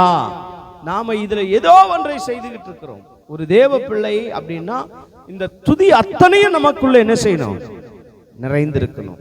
நான் திரும்ப சொல்றேன், அவர் துதியின் பிரியர், அவர் துதியில வாசம் பண்ணுகிறவர். எங்க என் நாமத்தினால் 2-3 பேர் கூடி துதிக்க ஆரம்பிக்கிறீங்களோ அங்க நான் இருக்கிறேன்னு சொல்றாரு. அப்போ அவரை துதிக்கிறதுல நீ மௌனமாய் துதிக்கிற, சத்தமிட்டு துதிக்கிற ஒரு நேரம் இருக்கு, மௌனமாய் துதிக்கிற ஒரு நேரம் இருக்கு. ஆனா எங்க எப்படி துதிக்கணுமோ அங்க அப்படின்னு செய்யணும். நம்மால் ஆப்போசிட்டா செய்வான். இங்க எல்லாம் கையை தட்டி ஆட்பறீங்கன்னா அவன் அப்பதான் உட்காந்துக்கிட்டு எதையோ தலையை சொல்லிக்கிட்டு செல்போனை நோண்டிட்டு இருப்பான். ஒன்னும் இல்லை, அவன் அன்னைக்கு இருக்கிற கிருபையை இழந்துடுறான். அது ஆணா இருக்கட்டும் பெண்ணா இருக்கட்டும். நம்ம எல்லாம் ஒன்று சேர்ந்து துதிக்கிறதுக்கு தான் எங்க வந்திருக்கிறோம், சபைக்கு வந்திருக்கிறோம், கூடுகையில வந்திருக்கிறோம். அல்லேலூயா. இங்க நீ ஒரு மனம்போக்கில் இருக்கிறீன்னா உலகத்தை ஜெயிக்க முடியாது. நீ சத்தமிட்டு துதிக்கும் பொழுது உன் பக்கத்துல இருக்கிற அசுத்தாவின் கிரிய விலகி ஓடி போயிடும். அல்லேலூயா சொல்லுங்க. துதிக்க அவ்வளவு மகிமை இருக்குங்க, துதியில அவ்வளவு வல்லமை இருக்கு. அதனால தான் சொல்றேன், உங்க வீட்டுல நீங்க என்ன செய்யுங்க, துதிக்க ஆரம்பிங்க, துதிச்சுக்கிட்டே இருங்க. தேவனை துதிக்கிற விஷயம் நடந்துகிட்டே இருக்கட்டும். எந்த ஒரு வகையிலாவது ஒருவேளை நீங்கள் வாய் வலிக்குது துதிக்க முடியலன்னா அட்லீஸ்ட் உங்க செல்போனை ஆன் பண்ணியாச்சு வச்சு ஒரு பாட்டை போட்டு விட்டுட்டு அதோட இணைஞ்சு என்ன செய்யுங்க, பயணிங்க. வாழ்க்கையின் தரங்கள் மாறிடும். இதுதான் ரகசியமே. இந்த விஷயங்கள் நமக்கு தெரிய மாட்டுது. நம்ம சும்மா தான் வேலை செஞ்சிட்டு இருக்கிறோம். ஆண்டவர் பாடிக்கிட்டு வேலை செஞ்சு பாருங்களேன், அவன் அதுதான் செஞ்சுக்கிட்டு இருக்கான். சத்தம் விட்டு என்ன செஞ்சானா, அல்லேலூயா. உடன்படிக்கை பெற்றினா தேவனுக்கு முன்பாக எப்படி இருக்கிறான், சத்தம் விட்டு. 47 முதல் வசனம். சகல ஜனங்களே கை கொட்டி தேவனுக்கு முன்பாக கம்பீர சத்தமாய் ஆர்ப்பரியுங்கள். என்ன போட்டிருக்கு, என்ன சத்தம், என்ன சத்தம்? நம்ம சண்டை போடும் போது வருது, கோபம் கொள்ளும் போது வருது, எவனையாச்சும் எதனா வெறி வண்டியில போயிட்டு போய் குறுக்குல எவனா வந்துட்டா கூட சத்தம் வருது. ஆனா சத்தம் எங்க வரணும்? நீ தேவனுடைய சமூகத்துல சத்தமிட்டு துதிச்சு பாரு. இவன் வீட்டில் இருக்கிற பொண்டாட்டி பிள்ளைங்களை எல்லாத்தையும் திருடிட்டு போயிடுறாங்க. பைபிள் சொல்லுது, அவன் தேவ சமூகத்தில் போயிட்டு அவனுக்கு என்ன இல்லையா, பலன் இல்லாமல் போயிடுச்சான். ஆனா சத்தம் விட்டு என்ன செய்கிறானா? அழுகிறான். ஏன்? தேவ சமூகத்துல. அப்பதான் சொல்றாரு, வெயிட் பண்றா, ஒரு நேரம் வரும், அப்ப நீ சகலத்தையும் என்ன செய்வ, திருப்பிக் கொள்வா என்று சொன்னார். அதே மாதிரி திருப்பிக் கொண்டான். தேவ பிள்ளைகளே, 4வது காரியம், நீ சத்தம் விட்டு துதிக்கிறதுல பழகிக்கொள். வீட்டில் போய் வாசிச்சுக்கங்க. சங்கீதம் 95:1-2 வசனங்கள். இது தேவனை சத்தம் விட்டு துதிக்கிறதுல ஏற்ற வார்த்தை. 5வது காரியம், எல்லா நேரங்களிலும் துதிக்க ஆரம்பித்தவன். அடுத்தது என்னதுங்க? எல்லா நேரங்களிலும் துதிக்க ஆரம்பித்தவன். அந்த எல்லா நேரங்களிலும் சொல்லும் பொழுது எப்பொழுதும் எப்பொழுதும் ஒவ்வொரு நாளும் என்ன செஞ்சிட்டு இருக்கிறான்? ஹலோ, கவனிக்கிறீங்களா? ஒவ்வொரு நாளும் என்ன செஞ்சிட்டு இருக்கிறான்? துதிச்சுக்கிட்டு இருக்கிறான். அதுதான் அந்த சங்கீதத்தில் சொல்லுவான் தெரியுமா? 34:1, நான் கர்த்தரை நான் எக்காலத்திலையும் ஸ்தோத்தரிப்பேன், அவர் துதி எப்பொழுதும் என் வாயில இருக்கும் என்றான். அப்படின்னா என்ன? எப்பொழுதும். சொல்லுங்க எல்லாருமே, தேவனை எப்படி துதிக்கணும்? பிரதர் சொல்லுங்க, எப்படி துதிக்கணும்? எப்பொழுதும் துதிக்கணும், எந்த காலத்திலையும் துதிக்கணும்.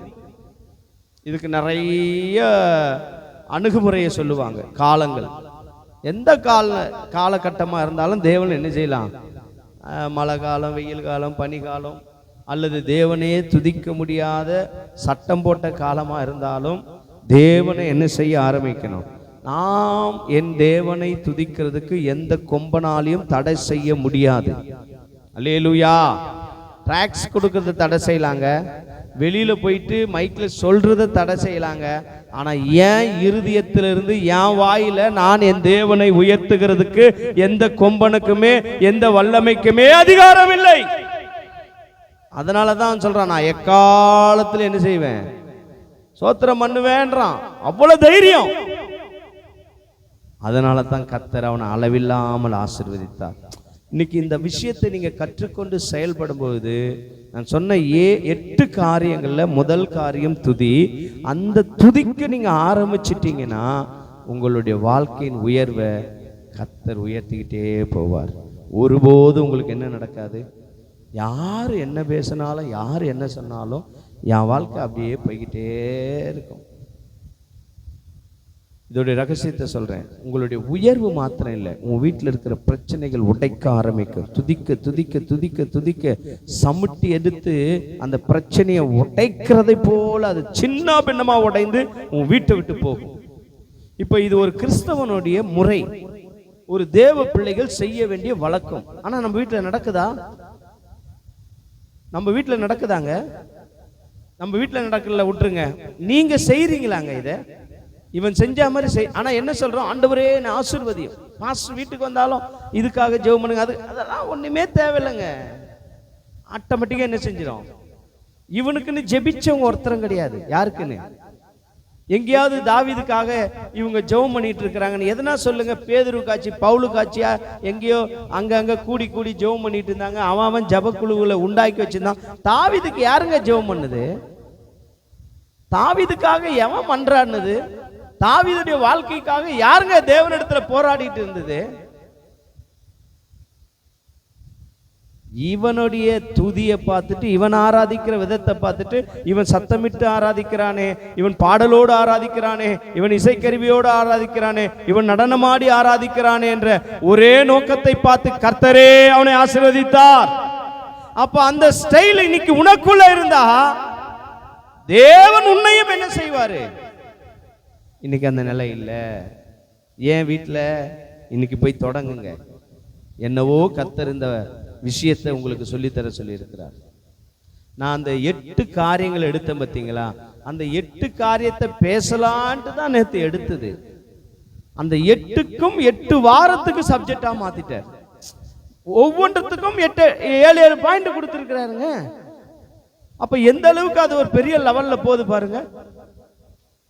அல்லேலூயா. அப்ப அவனுடைய துதி எப்படி இருந்ததுன்னா, எப்படி இருந்தது? எப்பொழுதும் துதிக்கிறவனாக இருந்தான். 34:1 வாசிங்க. காலத்திலும் இது பாருங்க, காலம். அப்புறம் அவர் துதி எப்பொழுதும் எப்பொழுதும் என் வாயில் இருக்கும்.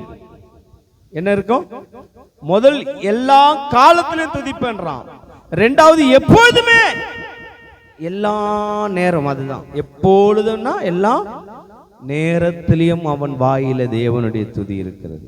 ஆறாவது, அந்த துதியை எப்படி துதிச்சானா, முழு இருதயத்தோடு துதிக்கிறேன்றான். சங்கீதம் 111, சங்கீதம் 111:1 வாசிங்க, சீக்கிரம் வாசிங்க. அல்லேலூயா. செம்மையானவர்களுடைய சங்கத்திலும் சபையிலும் கர்த்தரை முழு இருதயத்தோடும் துதிப்பேன். முழு இருதயத்தோடும். அல்லேலூயா சொல்லுங்க. துதி எப்படி இருந்தது? இப்ப நீங்க இங்க சபையில ஆராதனை செய்யும் பொழுது வேற எந்த சிந்தனையும் இருக்கக்கூடாது. உங்களுக்கு பிரச்சனை இருக்கு, உங்க குடும்பத்துல குழப்பம் இருக்கு, உங்க குடும்பத்துல சஞ்சலம் இருக்கு, சரீரத்துல பிரச்சனை, வியாதி, போராட்டம், நிந்தை இருக்கு, ஓகே, எல்லாம் இருக்கு. ஆனா அதை இங்க நினைச்சுக்கிட்டு இருந்தீங்கன்னா ஒரு பிரயோஜனம் இல்லை. உள்ள வந்த உடனே நீ அதை மறந்து யாரோட கனெக்ட் ஆயிட்டு இருக்கணும்? தேவனோட அந்த துதியில போயிட்டு உடனே இதுவும் சிந்தையை விட்டு என்ன செய்யும்? இன்னைக்கு சிந்தையை விட்டு போகும், நாளைக்கு உன் வீட்டை விட்டு அது வெளியே ஓடி போகும். ஏன்? நீ யாரா மாறிட்ட? உன்னுடைய முழு இருதயத்தையும் அவருக்கு கொடுத்துட்ட. இப்ப அதுல அதை மட்டும்தான் அவர் ஆளுகை செஞ்சுக்கிட்டு இருப்பார். அல்லேலூயா சொல்லுங்க. உன் முழு இருதயத்தை மாத்திரம் தான் என்ன செய்வார்? ஆண்டவர் ஆளுகை செய்வார். அல்லேலூயா சொல்லுங்க.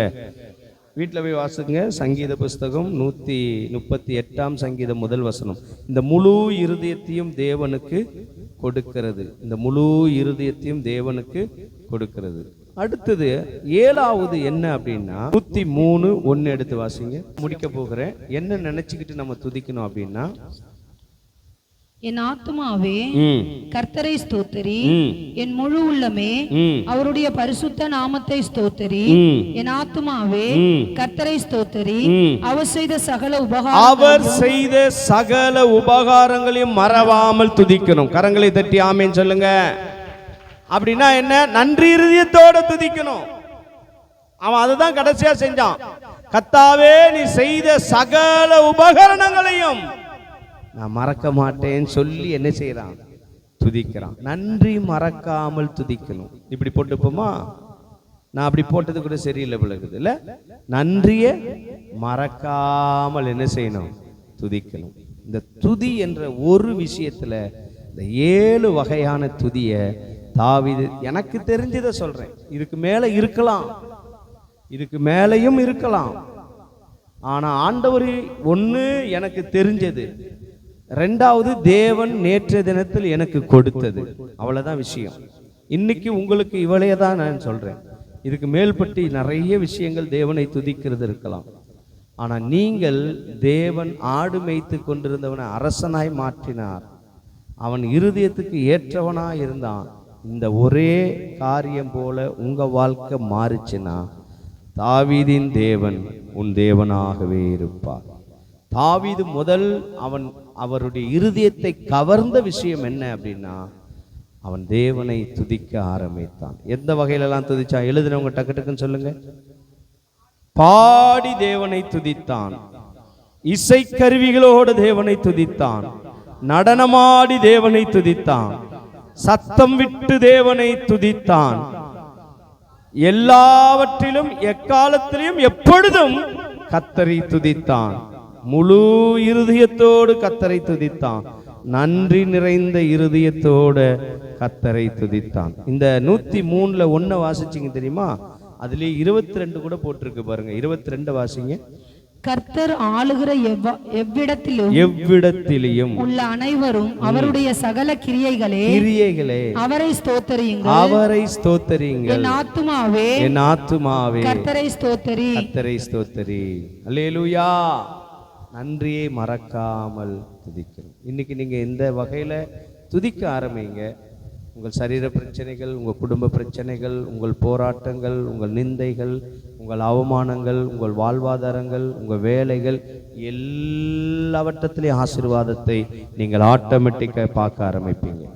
நான் திரும்பி சொல்கிறேன், நீ உன் பிரச்சனை யார்கிட்டையும் போய் சொல்ல வேண்டிய அவசியம் இல்லை. அவன் கர்த்தரை தவிர, அவன் பாருங்க, அவன் சொல்கிறான், ஒரு வாட்டி ராஜா கிட்ட போனான். தாவீது எங்கே போனான்? அவன் ராஜாவை ஆகிறதுக்கு முன்னாடி ஆடு மேய்ச்சிட்டு இருக்கும்போது எங்கே போனான்? ராஜா கிட்ட போனான். எதுக்கு போனான் அப்படின்னா, அவன் பிரச்சனையை சொல்கிறதுக்காக போனான். அவன் பிரச்சனையை சொல்கிற போகும்போது அவங்க அப்பாவை பற்றி கம்ப்ளைண்ட் பண்ணுறான். அப்போ அவங்க அப்பாவை பற்றி கம்ப்ளைண்ட் பண்ணி, அவங்க அப்பா ஒரு பொசிஷனில் இருக்காரு, அரண்மனையில் என்ன இருக்கிறாரு? ஈசாய் சாதாரணமான ஆள் இல்லைல்ல, போவாசோடைய வம்சத்தில் வந்தவர்ல, அவருக்குன்னு ஒரு கேட்டகரி இருக்கு, அவங்களுக்குன்னு ஒரு செல்வாக்கு இருக்கு. அதனால ஈசாய் என்பது ஏதோ இவன் தாவீது ஆடு மேய்ச்சின்னு இருந்தானே அப்பனை எது சாதாரணமாக போட்டுறாதீங்க. ஆடு மேய்க்கிற குடும்பம் தான், பட் ஆனால் சாதாரண குடும்பம் இல்லை, செல்வந்தர்ல ஒருவன் அவன் ஈசாய். யார்? எல்லாரும் தாவீதை பார்த்ததுனால என்ன கான்செப்ட்ல வந்துடுறாங்கன்னா, இவன் ஆடு மேய்ச்சிருந்தானே அதனால இவங்க அப்பனும் சாதாரண இல்லைங்க. மற்ற எல்லா பிள்ளைகளும் இராணுவத்தில் இருக்கிறானுங்க, இவன் அரசாங்கத்தில் முக்கிய பொறுப்புல இருக்கிறான் ஈசாய். இதுல என்ன 8ஆம் போரா பிறந்த தாவீதை மட்டும் தரக்குறைவாக நடத்திட்டு இருக்கிறாங்க. இது இவனுக்கு பிடிக்காம ராஜா கிட்ட போய் சொன்னா ஏதாவது நமக்கு ஒரு சொல்யூஷன் கிடைக்காதா, விடுதலை கிடைக்காதான்னு அங்க போய் சொல்றான். ஒரு பிரயோஜனமும் இல்லை. அதனால்தான் அந்த வசனத்தை எழுதுறான், பிரபுக்களை நம்புவதை பார்க்கிலும் கர்த்தர் பேரில் பட்டுதலாய் இருப்பது நலம். எங்க போய் சொல்லியும் ஒரு பிரயோஜனம் இல்லை. அல்லேலூயா. எங்க போய் சொல்லியும், நீ யாருக்கிட்டையும் சொல்லியும் பலன் இல்லை. நீ சொல்ல வேண்டிய ஒரே ஒருவர் என் ஆண்டவராகிய இயேசு. அவரை நீங்க முதல் விஷயம் துதிக்க ஆரம்பிச்சிட்டீங்கன்னா பிரச்சனைகள் எல்லாம் தானா உடையும். அல்லேலூயா. தேடியும் காண மாட்டேன், நீ தேடியும் காண மாட்டேன். எதை? உனக்குள்ள, உன் வீட்டில் உன்னோட இருக்கிற பிரச்சனை, நீ தேவனை முழு இருதயத்தோட துதிக்க ஆரம்பிச்சிட்டீன்னா உன் பிரச்சனை காணாத போயிடும். நடக்குமா? நடக்காதா? ஒரு வசனம் சொல்லுகிறது, யோசபாத்துக்கு விரோதமாய் படையெடுத்து வந்தவர்களை இவன் என்ன செய்யணும்னு தெரியாம போது போய் துதிச்சான். அவர்கள் வெட்டுண்டு என்ன செஞ்சார்களாம்?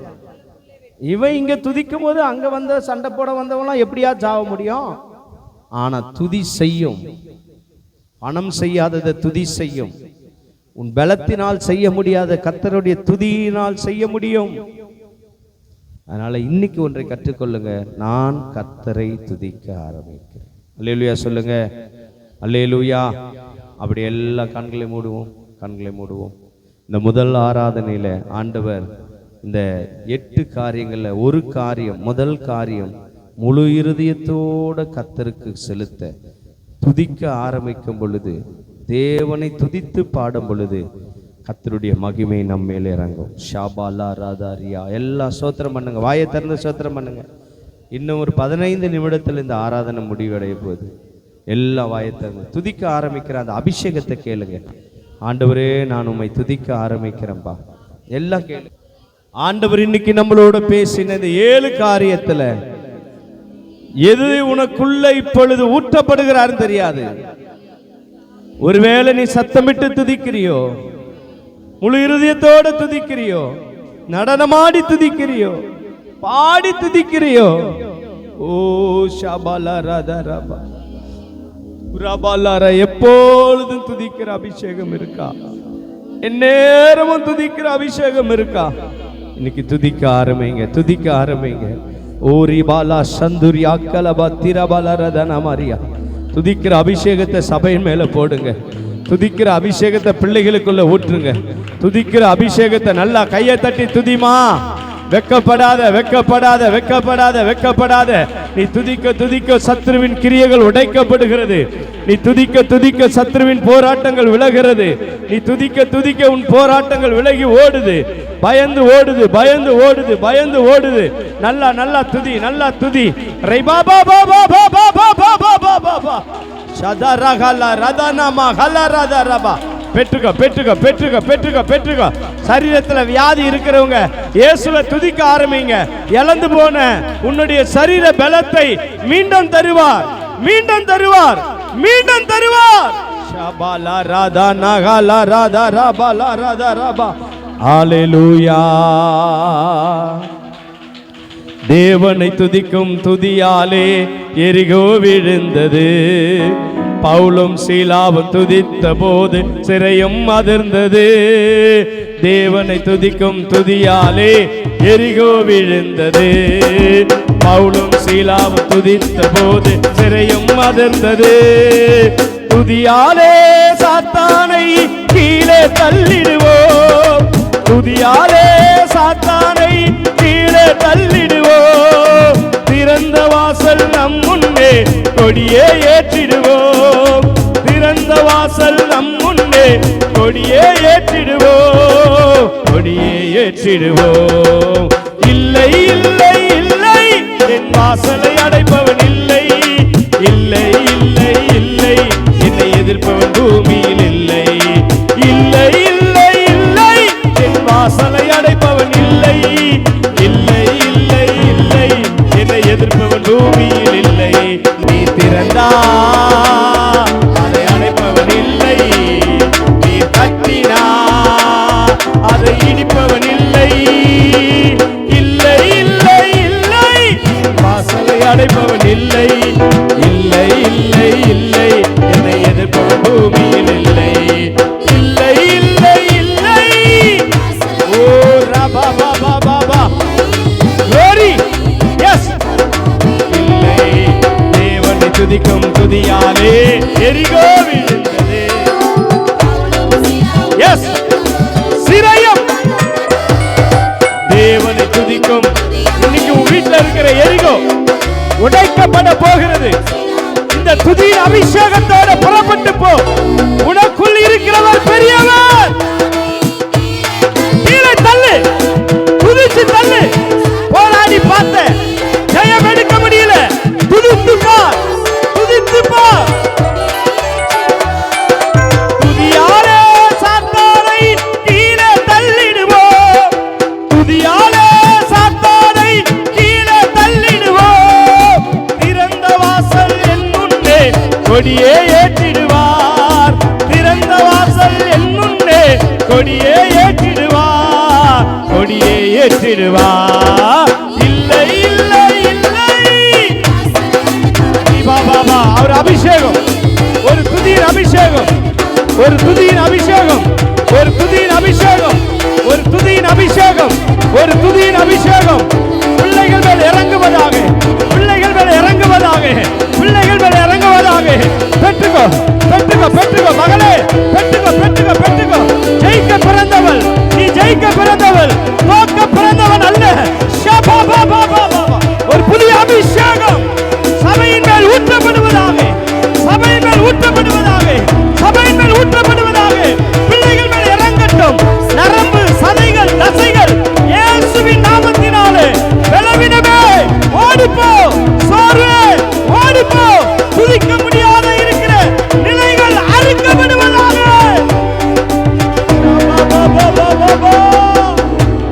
தாவீதை போல துதிக்கிற அபிஷேகத்தை கேள் சகோதரா.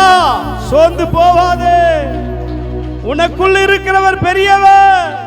இந்த உலகத்தில் இருக்கிறவனை பார்க்கிலும் உனக்குள் இருக்கிறவர் பெரியவர், உனக்குள் இருக்கிறவர் பெரியவர், உனக்குள் இருக்கிறவர் பெரியவர், உனக்குள் இருக்கிறவர் பெரியவர். துதிக்க ஆரம்பி. தேவனுடைய நோக்கமெல்லாம் என் பிள்ளைகள் என் துதியை சொல்லி வருவார்கள். தேவனுடைய எண்ணமெல்லாம் என் பிள்ளைகள் துதியை சொல்லி வருவார்கள். லூசிபரா இருந்தவனுடைய வேலை துதிக்கிற வேலை. அவன் பெருமை கொண்டதுனால, அவனுக்குள்ள இருமாப்பு வந்ததுனால வெட்டி கீழே தள்ளினான். அந்த இடத்துல தான் துதிக்கிறதுக்காக ஜனங்களை கர்த்தர் ஏற்படுத்தியிருக்கிறார். துதிக்கிறதுக்காகவே கர்த்தர் உன்னையும் என்னையும் படைத்திருக்கிறார். அதனால தான் ஆண்டவர் வைராக்கியமாய் சொல்லுகிறார், இவர்கள் என் ஜனங்கள், என் துதியை சொல்லி வருவார்கள். நீ துதிக்க ஆரம்பிச்சிட்டா நீ துதிக்க ஆரம்பிச்சிட்டா உன் வாழ்க்கையை முழு பொறுப்பு கர்த்தர் எடுத்து உன்னை உயர்ந்த ஸ்தானங்களில் வைப்பார். மகனே துதி, வெட்கப்படாத. தேவனை துதிக்கிறதுல வெட்கப்படாத. எப்பொழுதும் அவரை பாடி துதித்து கொண்டே இரு. உன் வாழ்க்கையை கர்த்தர் பொறுப்பெடுத்துக் கொள்வார். நீ நினைச்சு பார்க்க முடியாத ஆசீர்வாதத்தை கர்த்தர் அளவில்லாத உனக்கு தருவார். நல்ல ஆண்டவரே, இந்த 8 காரியங்களில் இந்த முதல் காரியத்தை பார்க்க தேவன் எங்களுக்கு உதவி செஞ்சீர். தொடர்ந்து எங்களை நடத்துங்க. தாவீதுக்குள் இருக்கிற விசேஷித்த குணங்களிலே ஒரு குணம் தேவனை துதிக்கிறவனாயிருந்தான். அதை நாங்கள் இன்னைக்கு கற்றுக்கொண்டோம். அதன்படி செய்ய எங்களுக்கு உதவி செய்யும். இயேசுவின் நாமத்தில் பிதாவே, ஆமென். இப்படியே உட்காரலாம்.